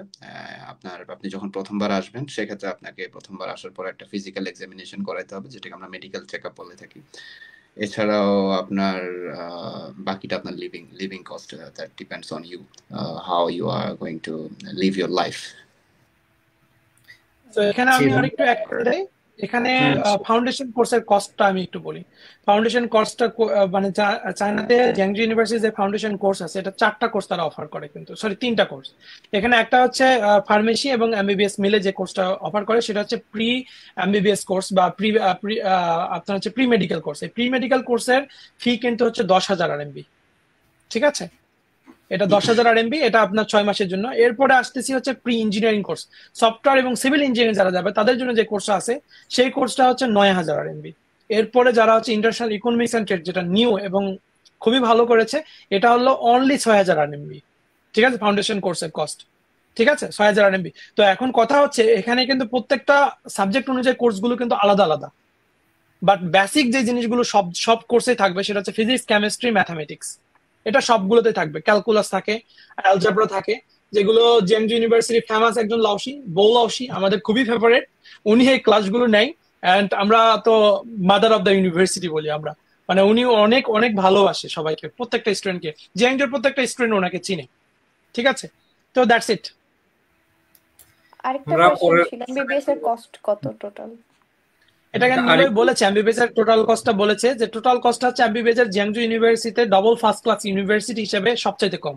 যতগুলো ডবল ফার্স্ট ক্লাস ইউনিভার্সিটি রয়েছে ম্যাক্সিমাম ইউনিভার্সিটি গুলোরই কস্ট হচ্ছে 40,000-এর উপরে, বাট জিয়াংজু হচ্ছে 35,000 রয়েছে। মাঝখানে 2020-এ ওরা চিন্তা করেছিল বাড়াবে, বাট বাড়ায় নাই, স্টিল তারা বাড়ায় নাই। It's a big thing. And 35,000 RMB means এটা হচ্ছে 5,50,000 থেকে একটু বেশি। আর হোস্টেল জি ফি তো আমরা এর আগে বলেই দিয়েছি, ফুড কস্টও আলোচনা করেছি। জি আমরা পরবর্তী কমেন্টে চলে যাব। আমাদের আনসারগুলো আরেকটু শর্ট দিতে পারলে আরেকটু ভালো হয়, অল্প কথায়। পরবর্তী কমেন্ট করেছেন সাব্বির আহমেদ, ভাইয়া আমি জিয়াংজু ইউনিভার্সিটিতে ফুল ফ্রিতে আসছি 2023-এর সেপ্টেম্বরে এয়ার এডুকেশনের মাধ্যমে। জি ধন্যবাদ আমাদের সাথে থাকার জন্য। পরবর্তী Sabbir from comment, Gazipur. Yes yes. পরবর্তী কমেন্ট সুমাইয়া শেখ মিম, 1 ইয়ার গ্যাপ কেমন এফেক্ট করবে? তো অলরেডি এটার আচ্ছা, আনসারটা দেওয়া হয়ে গেছে। এরপরে আরেকটু আমি রোহান ভাইয়াকে বলবো আরেকটু বলে দিতে প্লিজ। এখন 1 ইয়ার গ্যাপ আপনি কখন অ্যাপ্লাই করবেন সেটার উপর ডিপেন্ড করতেছে। আপনি যদি ফাউন্ডেশন কোর্সে অ্যাপ্লাই করেন আমি মনে করি না কোনো প্রবলেম হবে, বাট যদি আপনি নেক্সট সেপ্টেম্বর সেশনে অ্যাপ্লাই করতে চান তাহলে এখানে বিগ বিগ একটা কম্পিটিশন। কারণ অলরেডি মনে করেন যে যদি 20টা স্টুডেন্ট বাংলাদেশ থেকে নেয়, 10-12টা বা 15টা স্টুডেন্ট তো মার্চেই চলে যাবে প্রত্যেকটা ডিপার্টমেন্টে, মানে আলাদা আলাদা ডিপার্টমেন্টে। ঠিক আছে, তো যে ডিপার্টমেন্টে অ্যাপ্লাই করবেন সেভাবে তো মিনিমাম 10-12টা স্টুডেন্ট চলেই যাবে। তো তার উপর আবার যে সিটটা ফাঁকা থাকবে সেপ্টেম্বরের জন্য, সেখানে আবার নতুন যারা সেপ্টেম্বর 2024 যারা পাশ করে বেরোবে তারাও থাকবে, রিসেন্ট স্টুডেন্ট থাকবে, তখন তাদের সাথে কম্পিটিশন করতে হবে অল্প সিটের জন্য। এখন আপনারা যদি প্লাস থাকে, ডবল এ প্লাস থাকে, দেখা গেল তাদের মানে গোল্ডেন আর ডবল এ প্লাসের তো বাংলাদেশের অভাব নাই, 24-এর রেজাল্ট দিলে বুঝতে পারবেন, দেখবেন ঢালাও সব এ প্লাস। তো সেক্ষেত্রে আমি বলবো ফাউন্ডেশন কোর্সে যদি অ্যাপ্লাই করেন চোখ বন্ধ করে যেতে পারবেন। বাকি যে ইনফরমেশন গুলো আপনার দরকার আপনি সরাসরি এয়ার এডুকেশনের সাথে কথা বলে আপনি যোগাযোগ করে আপনি ব্যাপারগুলো সর্ট আউট করতে পারেন। কারণ এয়ার এডুকেশন একমাত্র বাংলাদেশ থেকে যারা কিনা জিয়াংজু ইউনিভার্সিটি অফিসিয়াল পার্টনার। ঠিক আছে, সেক্ষেত্রে আপনি নিশ্চিন্তে আপনি কথা বলে আপনি সঠিক ইনফরমেশন নিতে পারবেন। আমরা পরবর্তী কমেন্টে চলে যাব। সাব্বির আহমেদ আবার কমেন্ট করেছেন তেমন কোনো এফেক্ট পড়বে না, about more information you can contact with Air Education. Thank you Sabbir for support us and refer us. Okay, পরবর্তী কমেন্টে চলে যাব আমরা। অতনু দাস, সাব্বির আহমেদ ভাই আপনি আমাকে একটু মেসেজ দিন। আচ্ছা আমরা প্লিজ সাব্বির ওর সাথে যোগাযোগ করো। আমরা কিছু কমেন্ট স্কিপ করব। নেক্সট কমেন্ট বরকতুল্লাহ, 22-এ এইচএসসি এক্সাম দিয়েছি। উনি কোশ্চেনটা পুরোপুরি স্টিল পড়ে হ্যাভ নাই। চান্স, স্টিল হ্যাভ চান্স, দ্রুত যোগাযোগ করেন, আপনি পারবেন। নেক্সট কোশ্চেনে চলে যাচ্ছি আমরা। ইশতিয়াক আহমেদ, এয়ার এডুকেশন কি শুধু জেএমজি ইউনিভার্সিটি নিয়ে কাজ করে? না, আমরা প্রায় 130টা ইউনিভার্সিটি নিয়ে কাজ করি এবং এগুলো সবগুলো আমরা আচ্ছা, অথরাইজ। আমি একটু বলি মিনার, এয়ার এডুকেশন কোন কোন ইউনিভার্সিটি গুলো নিয়ে কাজ করে আপনি এয়ার এডুকেশনের পেজটা যদি ভিজিট করেন আশা করি আপনি আইডিয়া পেয়ে যাবেন। ওকে, পরবর্তী কমেন্ট বরকতুল্লাহ, 2022-এ এইচএসসি এক্সাম দিয়েছি, সেক্ষেত্রে কোনো ইফেক্ট পড়বে কি? না, কোনো ইফেক্ট পড়বে না, অলরেডি এটা আনসার দেওয়া হয়ে গেছে। পরবর্তী কোশ্চেন অতনু দাস, টপ 20 এর ভিতরে থাকলে ইঞ্জিনিয়ারিং এ কি ইয়ারলি স্টাইপেন্ড পাওয়া যায়? এটা একটু রোহান ভাই একটু এটা এক্সপ্লেন করবেন। যদি টপ 20 ইঞ্জিনিয়ারিং এ টপ 20-র মধ্যে থাকতে হবে না, ইঞ্জিনিয়ারিং এ যারা ফুল ফ্রি স্কলারশিপে যারা অ্যাডমিশন নিচ্ছে তাদের স্কলারশিপ 4 বছরই তারা বহাল রাখতে পারবে, শুধু তাদের যে স্কলারশিপের যে কন্ডিশন গুলো আছে সেগুলো ফলো করে দিতে হবে, দ্যাটস ইট। স্কলারশিপে রাখার জন্য কন্ডিশনার গুলো কি হতে পারে ওটা একটু আরেকটু যদি আমি অলরেডি এটা করেছি আমি। আচ্ছা আচ্ছা ঠিক আছে, আমি শর্ট করে বলে দেই। এই স্কলারশিপ ধরে রাখার জন্য জিয়াংজু ইউনিভার্সিটির যে কন্ডিশন সেটা হচ্ছে ক্রেডিট আছে, আর সাবজেক্ট অনুযায়ী আপনার হচ্ছে মিনিমাম 30 ক্রেডিট মাইনাস হয়ে গেলে স্কলারশিপ ক্যান্সেল হয়ে যাবে। তো আপনার চেষ্টা করতে হবে যেন 30 ক্রেডিট মাইনাস না হয়। 30 ক্রেডিট মাইনাস হওয়া মানে একসাথে 12 থেকে 15টা সাবজেক্টে ফেল করা, 20 ক্রেডিট মাইনাস হয়ে গেলে ওয়ার্নিং দিবে, দ্যাটস ইট। পরবর্তী এছাড়াও রুলস রেগুলেশন রয়েছে। পরবর্তী কমেন্ট করেছেন Ishtiaq Ahmed, full free scholarship বাদে টোটাল টিউশন ফি কত 4 ইয়ার্স এর? অলরেডি এটার আনসার দেওয়া হয়ে গেছে। না না না না, আমি বলি ইঞ্জিনিয়ারিং এর জন্য তার জানতে চেয়েছে। এমবিবিএস এর জন্য 35,000 আরএমবি, ইঞ্জিনিয়ারিং এর জন্য 23 থেকে 25,000 আরএমবির মতো। পরবর্তী কোশ্চেন হচ্ছে ভাইয়া 25 ক্রেডিটের নিচে গেলে বাস। আহনাফ প্রমিস লিখেছেন প্রমিস আমাদের আমাদের আমার সাথে পরিচিত। প্রমিসকে চিনছো? হ্যাঁ, প্রমিস অবশ্যই আমাদের চিনি। যে জিয়াংজোর স্টুডেন্ট, ও আমাদের জুনিয়র। এয়ার এডুকেশন থেকেই অ্যাডমিশন নিয়েছে লাস্ট ইয়ার। সাব্বির আহমেদ আবার লিখেছেন ইউনিভার্সিটি ভেদে ভিন্ন ভিন্ন হয়ে থাকে, মানে তার কোশ্চেনটার আনসার দিছে। এটা হচ্ছে ইউনিভার্সিটি অনুযায়ী, এক একটা ইউনিভার্সিটির জন্য এক এক ধরনের কন্ডিশন, এক এক ধরনের ক্রেডিট সিস্টেম। ওকে, পরবর্তী কোশ্চেন কমেন্টে চলে যাচ্ছে। এমডি খোকন, আমার স্বপ্নের ইউনিভার্সিটি ছিল। আপনার জন্য দুঃখ প্রকাশ করছি। এখনো সময় আছে, যদি আপনি যোগাযোগ করেন, হয়তো আমরা সর্বোচ্চ চেষ্টা করবো আপনার স্বপ্নটাকে বাস্তবে রূপান্তর করতে। Your dream comes to with Air education, ইনশাল্লাহ। পরবর্তী এয়ার কোশ্চেন আমরা এডুকেশনের সাথে জলদি জলদি যোগাযোগ করে ফেলেন, তারা আপনাকে একটা না একটা ব্যবস্থা করে দিবে। ইশতিয়াক আহমেদ এখানে আসলে কোশ্চেনের কিছু আনসার দিয়ে আসলে দিয়েছে। আমরা সেরকম কোনো কোয়েশ্চেন নেই আপাতত। আমরা আসলে কোয়েশ্চেনটা এখন আমরা করি, আমাদের কিছু গুরুত্বপূর্ণ কোয়েশ্চেন ছিল, সেগুলো আমরা করে নিই। কোশ্চেন গুলো শেষ করে আমরা শেষ করব, কারণ চায়নাতে কিন্তু রাইট নাও 11টা পার হয়ে গিয়েছে। ঠিক আছে, সো আমি আরেকটু নিলয় আপনার কাছে লাস্ট কোয়েশ্চেন, শেষ কোয়েশ্চেন করব।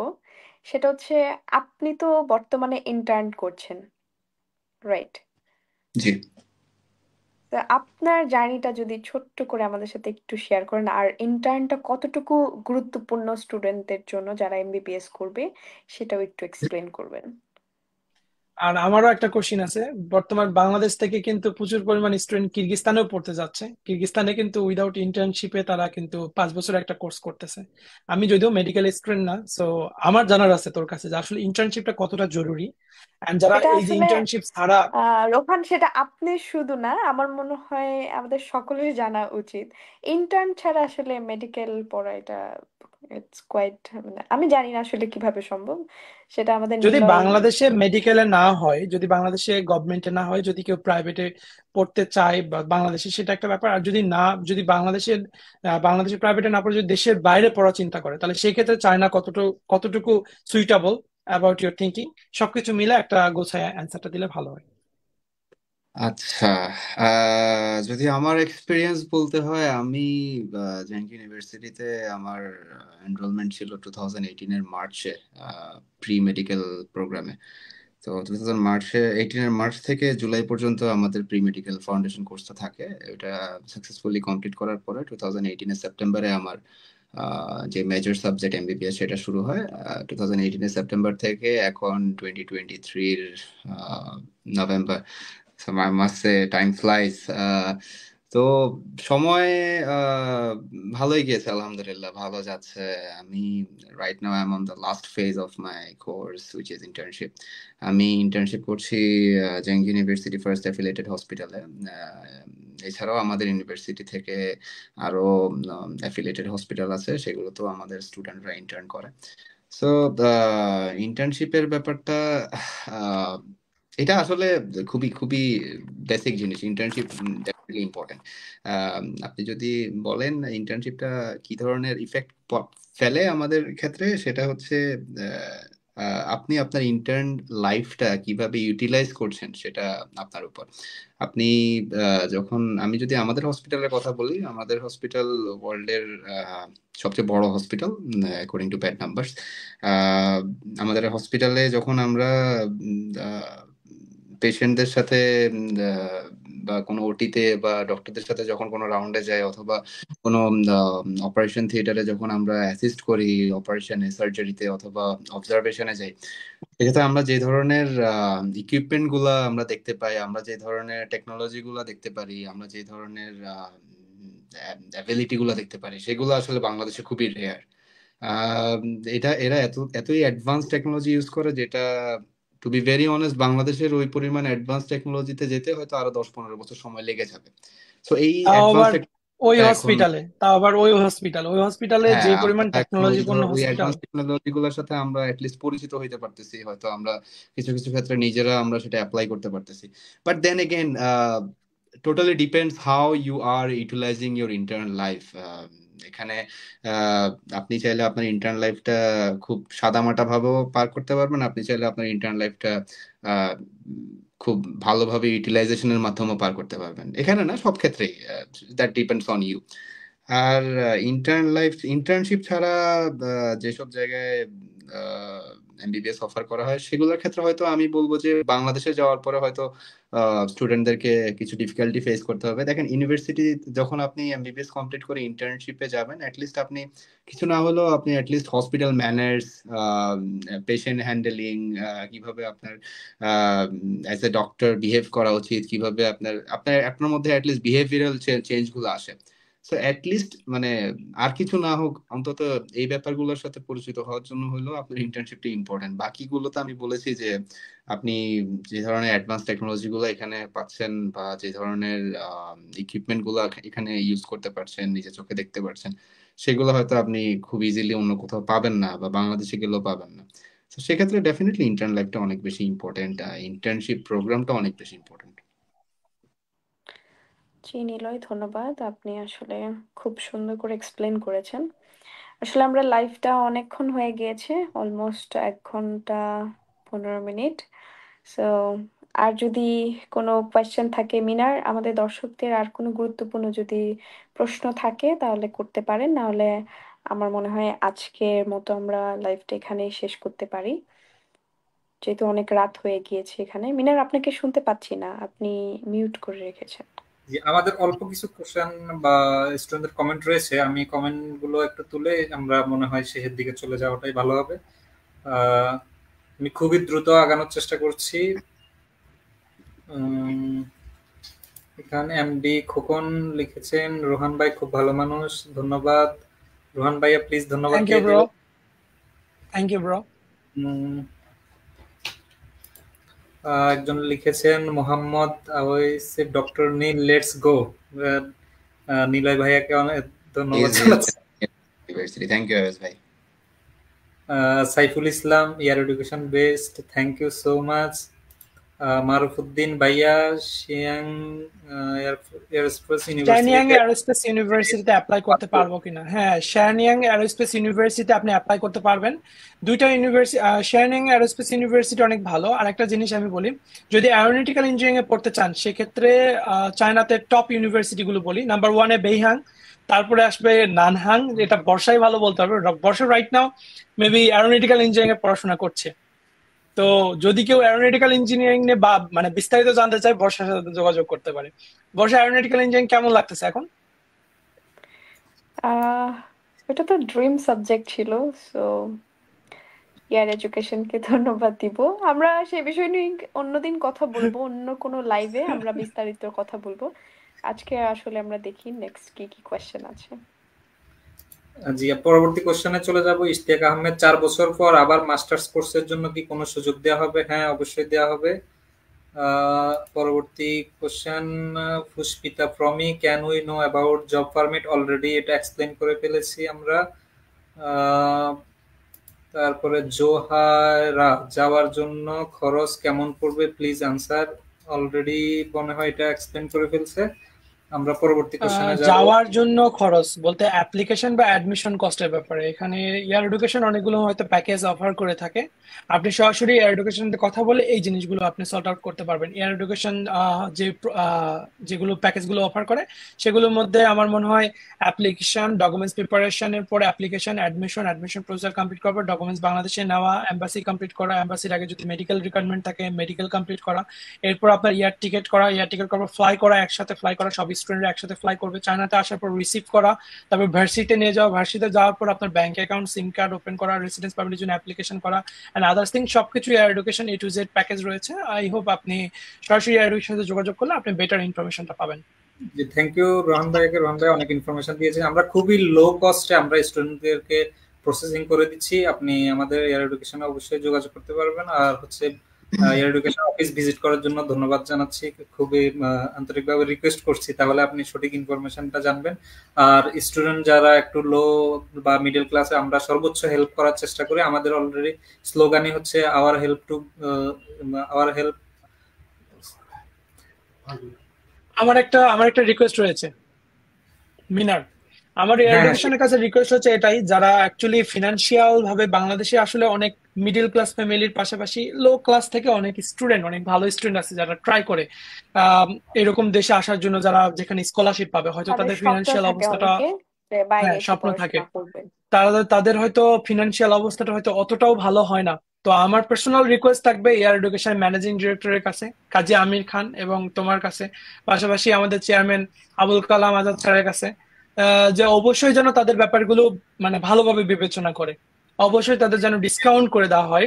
কারণ যেটা না নিলেই নয় এমন একটা কষ্ট, মানে সবাইকে বলছি না, অবশ্যই অবশ্যই এটা অবশ্যই ইটস এ বিজনেস প্রতিষ্ঠান, আপনারা সার্ভিস দিচ্ছেন, আপনার পেমেন্ট নিচ্ছেন, বাট অবশ্যই জিনিসগুলো যেন খেয়াল রাখবেন যে এমন কোন স্টুডেন্টের উপরে যেন কোনো এই ধরনের কোনো প্রবলেম না হয়, যে অ্যাকচুয়ালি সেই জিনিসগুলো একটু খেয়াল রাখবেন প্লিজ, ডিসকাউন্টের ব্যবস্থা রাখবেন। পরবর্তী কোশ্চেন। জি ধন্যবাদ। অবশ্যই আমরা লো স্টুডেন্ট এবং হচ্ছে যে মিডল ক্লাস স্টুডেন্টের জন্য চিন্তা ভাবনা করে আমরা পেমেন্ট কমাই নেই। তো এটা আমরা যেহেতু রিকোয়েস্টটা করেছি, আমরা অবশ্যই এটা রাখবো ইনশাল্লাহ। পরবর্তী কমেন্টে চলে যাব আমরা। Ishrak Jahan Mim, Air Education best, thank you so much. Engineer MD Tahsan love react দিয়েছেন। রিফাত রুমি লাভ রিয়েক্ট দিয়েছেন। Engineer MD Tahsan, thank you all for your valuable comment.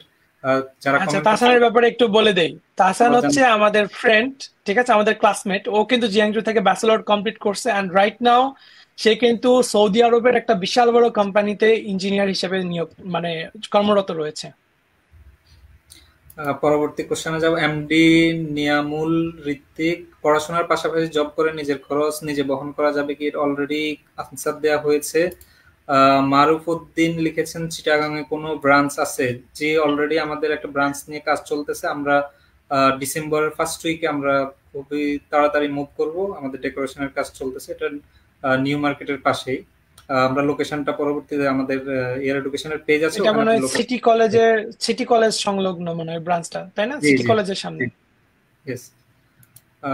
মারুফুদ্দিন লিখেছে চিটাগাং কোনো ব্রাঞ্চ আছে, আর দুইবার লিখেছেন। তারপরে জোহেরা, আমি ফার্মেসি নিয়ে পড়তে চাই, স্কলারশিপ পাওয়ার চান্স কি রকম ওইখানে? হ্যাঁ, ফার্মেসি অনেক ভালো একটা সাবজেক্ট এবং স্কলারশিপ 100% ফুল ফ্রি স্কলারশিপ পাওয়া যাবে। আরো বিস্তারিত ইনফরমেশনের জন্য আমাদের সাথে অবশ্যই যোগাযোগ করবেন। আমাদের কন্ট্যাক্ট নাম্বার আছে, অথবা আমাদের পেজে কমেন্ট মেসেজ করতে পারেন, অথবা আমাদের অফিস ভিজিট করতে পারেন। ইঞ্জিনিয়ার এমডি তাহসান লিখেছেন ইনশাল্লাহ Chittagong branch will be launch from 1 January, already আমি বলে ফেলেছি। তারপর হচ্ছে মেঘুমি ফুজিকা, জি জাহিদ হোসাইন নিলয় অনেকগুলো লাভ দিয়েছেন। জাহিদ ভাই কিছু বলবেন প্লিজ। তারপরে জি, আমরা thank you so much, thank you. জি ধন্যবাদ দিয়েছেন। সাব্বির আহমেদ 100% পাবেন। পরবর্তী কমেন্ট মিঘুমি ফুজিকা, আসসালামু আলাইকুম সবাইকে, নিলয় কেমন আছেন? ভাইয়া আপনাকে জিজ্ঞেস করতেছে কেমন জি আছেন। ভালো আছি। রিফাত ভুঁইয়া, অর্পিতা রয় এমকেনাতেরা কি লিখছেন? উনি হয়তো মেনশন করছে কাউকে। এখানে অনেকগুলো কমেন্ট সেম ব্যক্তি করেছেন। নিলয়ের ফ্যান ফলোয়ার কিন্তু বাংলাদেশে প্রচুর। নিলয় এত সুন্দর করে বোঝানোর জন্য, নিলয় একটু সুন্দর করে ইঞ্জিনিয়ারিং সম্পর্কে বলুন প্লিজ। ইঞ্জিনিয়ারিং সম্পর্কে অলরেডি রোহান এবং নিলয় ভাই দুজনে কম্বাইন করে অনেক কিছু বলেছেন। অনেকগুলো কমেন্ট করেছেন এই ব্যক্তি। এয়ার এডুকেশন বেস্ট, নিলয় আপনিও বেস্ট। মিনার আমরা একটু হ্যাঁ দ্রুত চলে যাচ্ছি আমি। স্কিপ করি, আমরা একটু যেগুলো ইম্পর্টেন্ট সেই কমেন্ট গুলো নেওয়ার চেষ্টা করি। হ্যাঁ আমি সবাইকে টাচ করার চেষ্টা করতেছি, আর বেশি কমেন্ট নেই, আর 3-4টা আছে। মারুফুদ্দিন লিখেছেন এইচএসসি কোয়ালিফিকেশন একটু ভালো বললে ভালো হতো ভাইয়া। এইচএসসি কোয়ালিফিকেশন আপনার যদি 5 থাকে সবচেয়ে বেটার, 4 এর মধ্যে থাকাটা খুবই জরুরি। তারপরে আবার মারুফুদ্দিন আবার লিখছেন ডিরেক্ট অ্যাডমিশন হলো হবে নাকি কোনো প্রকার এক্সাম দেয়া ভর্তি হতে হবে? হ্যাঁ ডিরেক্ট অ্যাডমিশন নেওয়া যাবে। না, এখানে বলি, যদি সে মার্চ ইনটেকে যায় সে ডিরেক্ট অ্যাডমিশন নিয়ে চলে যেতে পারবে।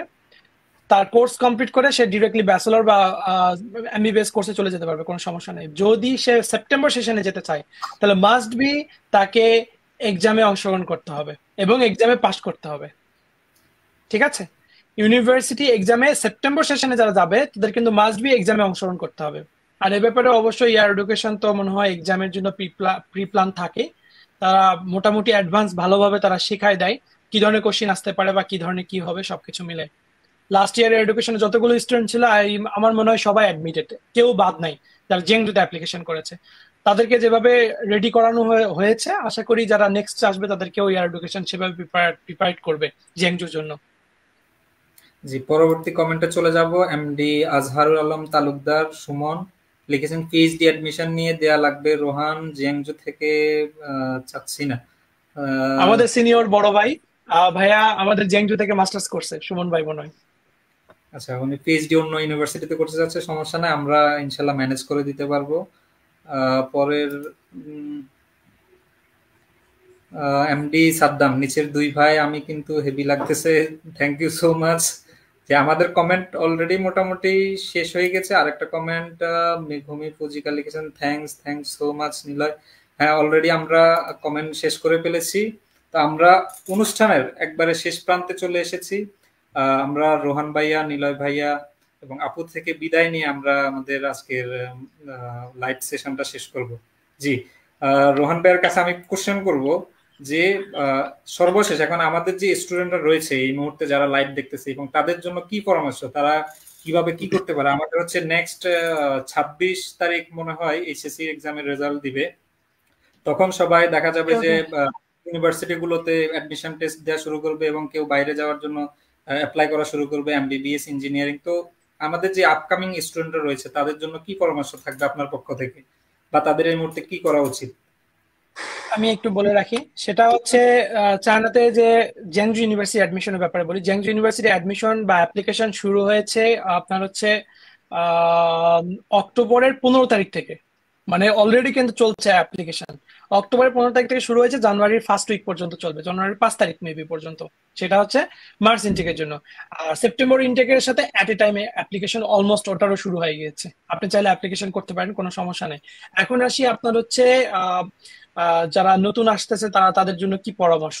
আসলে যারা দেশের বাইরে পড়াশোনার, মানে আপনি যদি মনে করেন যে আপনি মাস্টার্সে বা তারপরে পিএইচডি বা যেটাই করেন না কেন সেটার জন্যই আপনি দেশের বাইরে যাবেন, তাহলে আপনি মনে করেন এখনই ভাই বাংলাদেশ থেকে এক্সিট নেন। মানে আপনি আগে ভাগে আপনি বাংলাদেশ থেকে ত্যাগ করেন, যে কোনো কান্ট্রিতে চলে যান।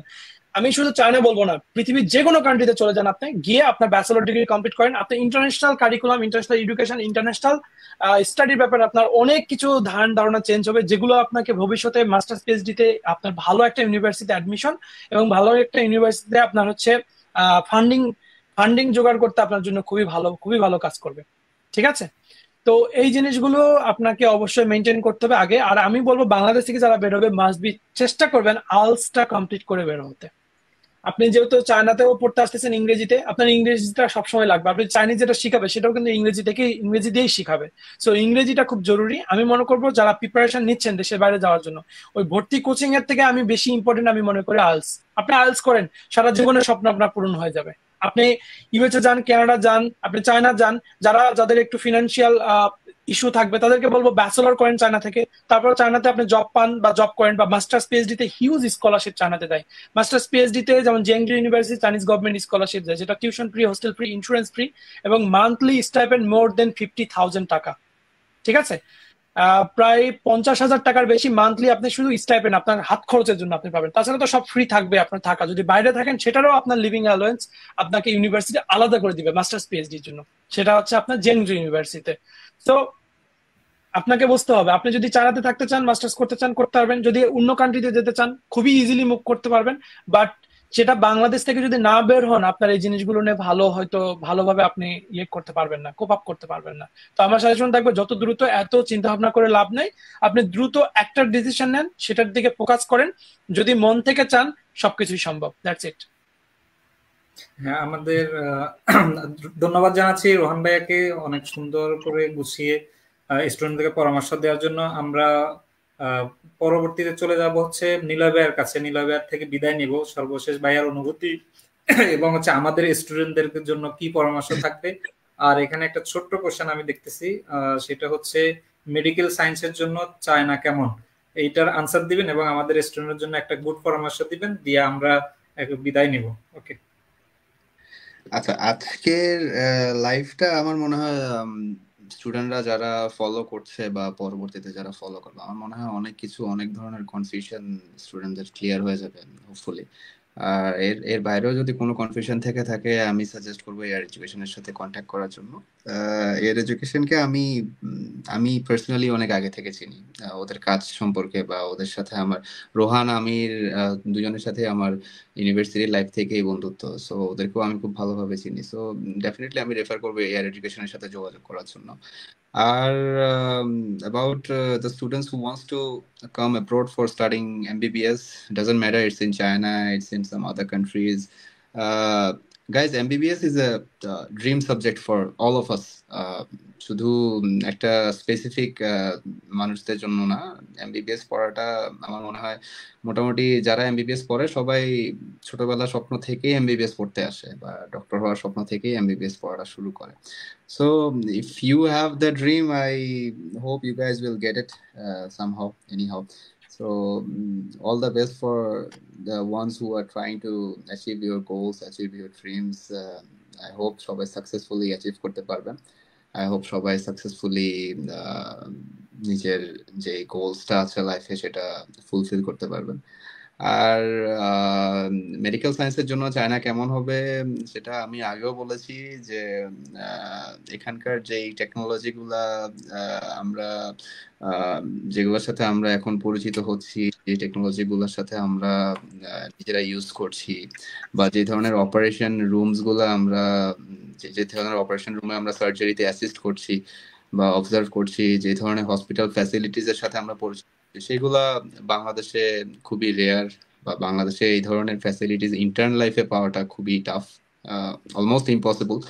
So definitely you will get some very good opportunities. Then again, you have to utilize your time, you have to utilize your opportunities by your own. কেউ এসে আপনাকে বলবে না যে আপনি শিখেন, বা কেউ এসে আপনাকে প্রেশার দিবে না যে আপনাকে এটা পড়তে হবে, বিকজ এখানে বাংলাদেশের মতো আপনার প্যারেন্টস নাই যে, বা বাংলাদেশের মতো আপনার সাথে কোনো গার্জিয়ান নেই যে আপনাকে এসে ফোর্স করবে। So that's totally up to you how you are utilising your time. আমি আশা করবো সবাই সবার টাইমটা ভালোভাবে ইউটিলাইজ করবে, যারা অলরেডি অ্যাডমিশন নিয়েছে বা সামনে অ্যাডমিশন নিবে। হোপফুলি সবাই সবার টাইমটা ভালোভাবে ইউটিলাইজ করবে, পড়াশোনাটা ভালোভাবে মেনটেন করবে, লাইফের গোলস গুলাতে ভালোভাবে পৌঁছাবে। That's it. জি, ধন্যবাদ জানাচ্ছি নীলা ভাইকে অনেক সুন্দর করে আমাদের স্টুডেন্টদের অনেকগুলো কনফিউশন দূর করে দেওয়ার জন্য। আমরা দুইজন মেহমানকে আন্তরিকভাবে ধন্যবাদ জানাচ্ছি আমাদের সাথে এসে আপনাদের মূল্যবান সময় দেওয়ার জন্য। যে আমাদের আরেকজন গেস্ট বলা যায়, আপুর কথা না বললে নয়, আমাদেরকে আজকে আমাদের প্রধান হোস্ট হিসেবে যিনি ছিলেন বর্ষা আপু। প্লিজ বর্ষা আপু একটু ছোট্ট করে বলবেন আপনার অনুভূতি এবং হচ্ছে আমাদের সাথে আজকে থাকার জন্য ধন্যবাদ জানাচ্ছি। আপনার একটু অনুভূতি বলবেন আর হচ্ছে আমাদের স্টুডেন্টদের জন্য একটু ছোট্ট করে একটা পরামর্শ দিবেন। থ্যাংক ইউ সো মাচ মিনার। আসলে আমি এয়ার এডুকেশন থেকে অনেক আগে থেকেই যোগাযোগ আছে। আমার পার্সোনাল প্রবলেম, আমার অ্যাডমিশন নিয়ে আমি তাদের সাথে যোগাযোগ করি। তারপরেও তারা যেভাবে নিজ দায়িত্বে কাজগুলো করে দেয়, স্টুডেন্টকে শুরু থেকে শেষ অবধি যতক্ষণ না পর্যন্ত চায়না পৌঁছায়, শেষ অবধি তারা নিজেরা থেকে গাইডলাইন্স দিয়ে তারা আসলে যেভাবে করে কাজগুলো, which is really really nice. তারা একদম নিজের, আমার মনে হয় নিজের ফ্যামিলির মতো করে দেয়। সো আমি সবাইকে সাজেস্ট করব, যদি কোনো কনফিউশন থাকে আপনারা জাস্ট ইয়ার এডুকেশনে চলে আসেন। আপনাদের যদি চায়না পড়ার ইচ্ছে থাকে, যে আপনি কোথাও অ্যাডমিশন নিতে চান চায়নাতে, তাহলে তারা হচ্ছে আপনাদের বেস্ট সলিউশন আমি বলবো। সো আমার পার্সোনাল এক্সপিরিয়েন্সও খুবই ভালো। রোহান আমির দুজনকে আমি পার্সোনালি চিনি। তারা মানুষ হিসেবে আমি বলবো খুবই ভালো, এবং সবার তাদের কাজও যেরকম গুরুত্বপূর্ণ দিয়ে তারা করে, প্লাস আপনার সাথে সব সময় যোগাযোগ রাখবে। এমন না যে আপনি চায়না আসার পরে আপনার কাজ শেষ ওদের, সেটা না। তারা আপনি এখানে আসার পরেও আপনার যদি কোনো প্রবলেম হয়, সেক্ষেত্রেও তারা আপনার সাথে যোগাযোগ করবে, বা তারা সলভ করার ট্রাই করবে। সো আমি বলবো আপনাদের কোনো যদি কনফিউশন থাকে, আপনারা জাস্ট এয়ার এডুকেশনের চোখ বন্ধ করে আসতে পারেন, আপনাদের সমাধান হয়ে যাবে। আজকে আমি আসলে ধন্যবাদ দিতে চাই মিনারকে, আমাকে আসলে হোস্ট করার জন্য, ইনভাইট করার জন্য। আমার এক্সপিরিয়েন্সও বরাবরই খুবই ভালো এয়ার এডুকেশনের সাথে। সো আজকে আপনাদের সাথে লাইভে আসলে হোস্ট করতেও ভালো লাগছে আমার। প্লাস আমি নিলয় এবং রোহান দুজনকেই ধন্যবাদ দিব তাদের এত ব্যস্ততার মধ্যেও আমাদেরকে সময় দেওয়ার জন্য। সবাইকে বলবো আপনারা এয়ার এডুকেশনের সাথে থাকেন, কোনো কনফিউশন থাকলে এয়ার এডুকেশনে চলে আসেন। ধন্যবাদ সবাইকে। জি, আবারও ধন্যবাদ জানাচ্ছি, আমাদের দর্শকদেরকেও ধন্যবাদ জানাচ্ছি যারা এতক্ষণ প্রায় 1 ঘন্টা 30 মিনিট ধরে আমাদের সাথে রয়েছেন। সবাইকে ধন্যবাদ জানাচ্ছি, এবং যারা আমাদের লাইভে ছিল না এবং যারা ছিল তারা পরবর্তীতে আমাদের পেজে লাইভগুলো আবার দেখতে পারবেন। এবং যারা দেখতেছেন তারা আপনাদের ফ্রেন্ডদের সার্কেলের সাথে যারা চায়নাতে আসতে ইচ্ছুক তাদের সাথে শেয়ার করতে পারেন, এবং যে কোনো ধরনের কনফিউশন থাকলে আমরা অবশ্যই দূর করে দেবো। একজন স্টুডেন্ট বিদেশে বা চায়নাতে হোক যেখানে হোক যাওয়াটা আসলে জরুরি বলতে আপনার ইনফরমেশনটা জানাটা হচ্ছে জরুরি। আপনি যান বা না যান, আপনি প্রপার ইনফরমেশন প্রপার গাইডলাইন নিয়ে যাবেন, এটা হচ্ছে আমার জন্য আমার থেকে পরামর্শ। আপনি প্রপার গাইডলাইন যদি নিয়ে না যান আপনি অনেক বিপদের সম্মুখীন হতে পারেন। তো সবাইকে ধন্যবাদ জানাচ্ছি, আবার আমাদের গেস্টদেরকে আবারও ধন্যবাদ জানাচ্ছি। ধন্যবাদ জানিয়ে আমরা আজকের মতো এখানে লাইভ শেষ করছি। আসসালামু আলাইকুম রহমতুল্লাহ। ওকে, সি ইউ। Okay.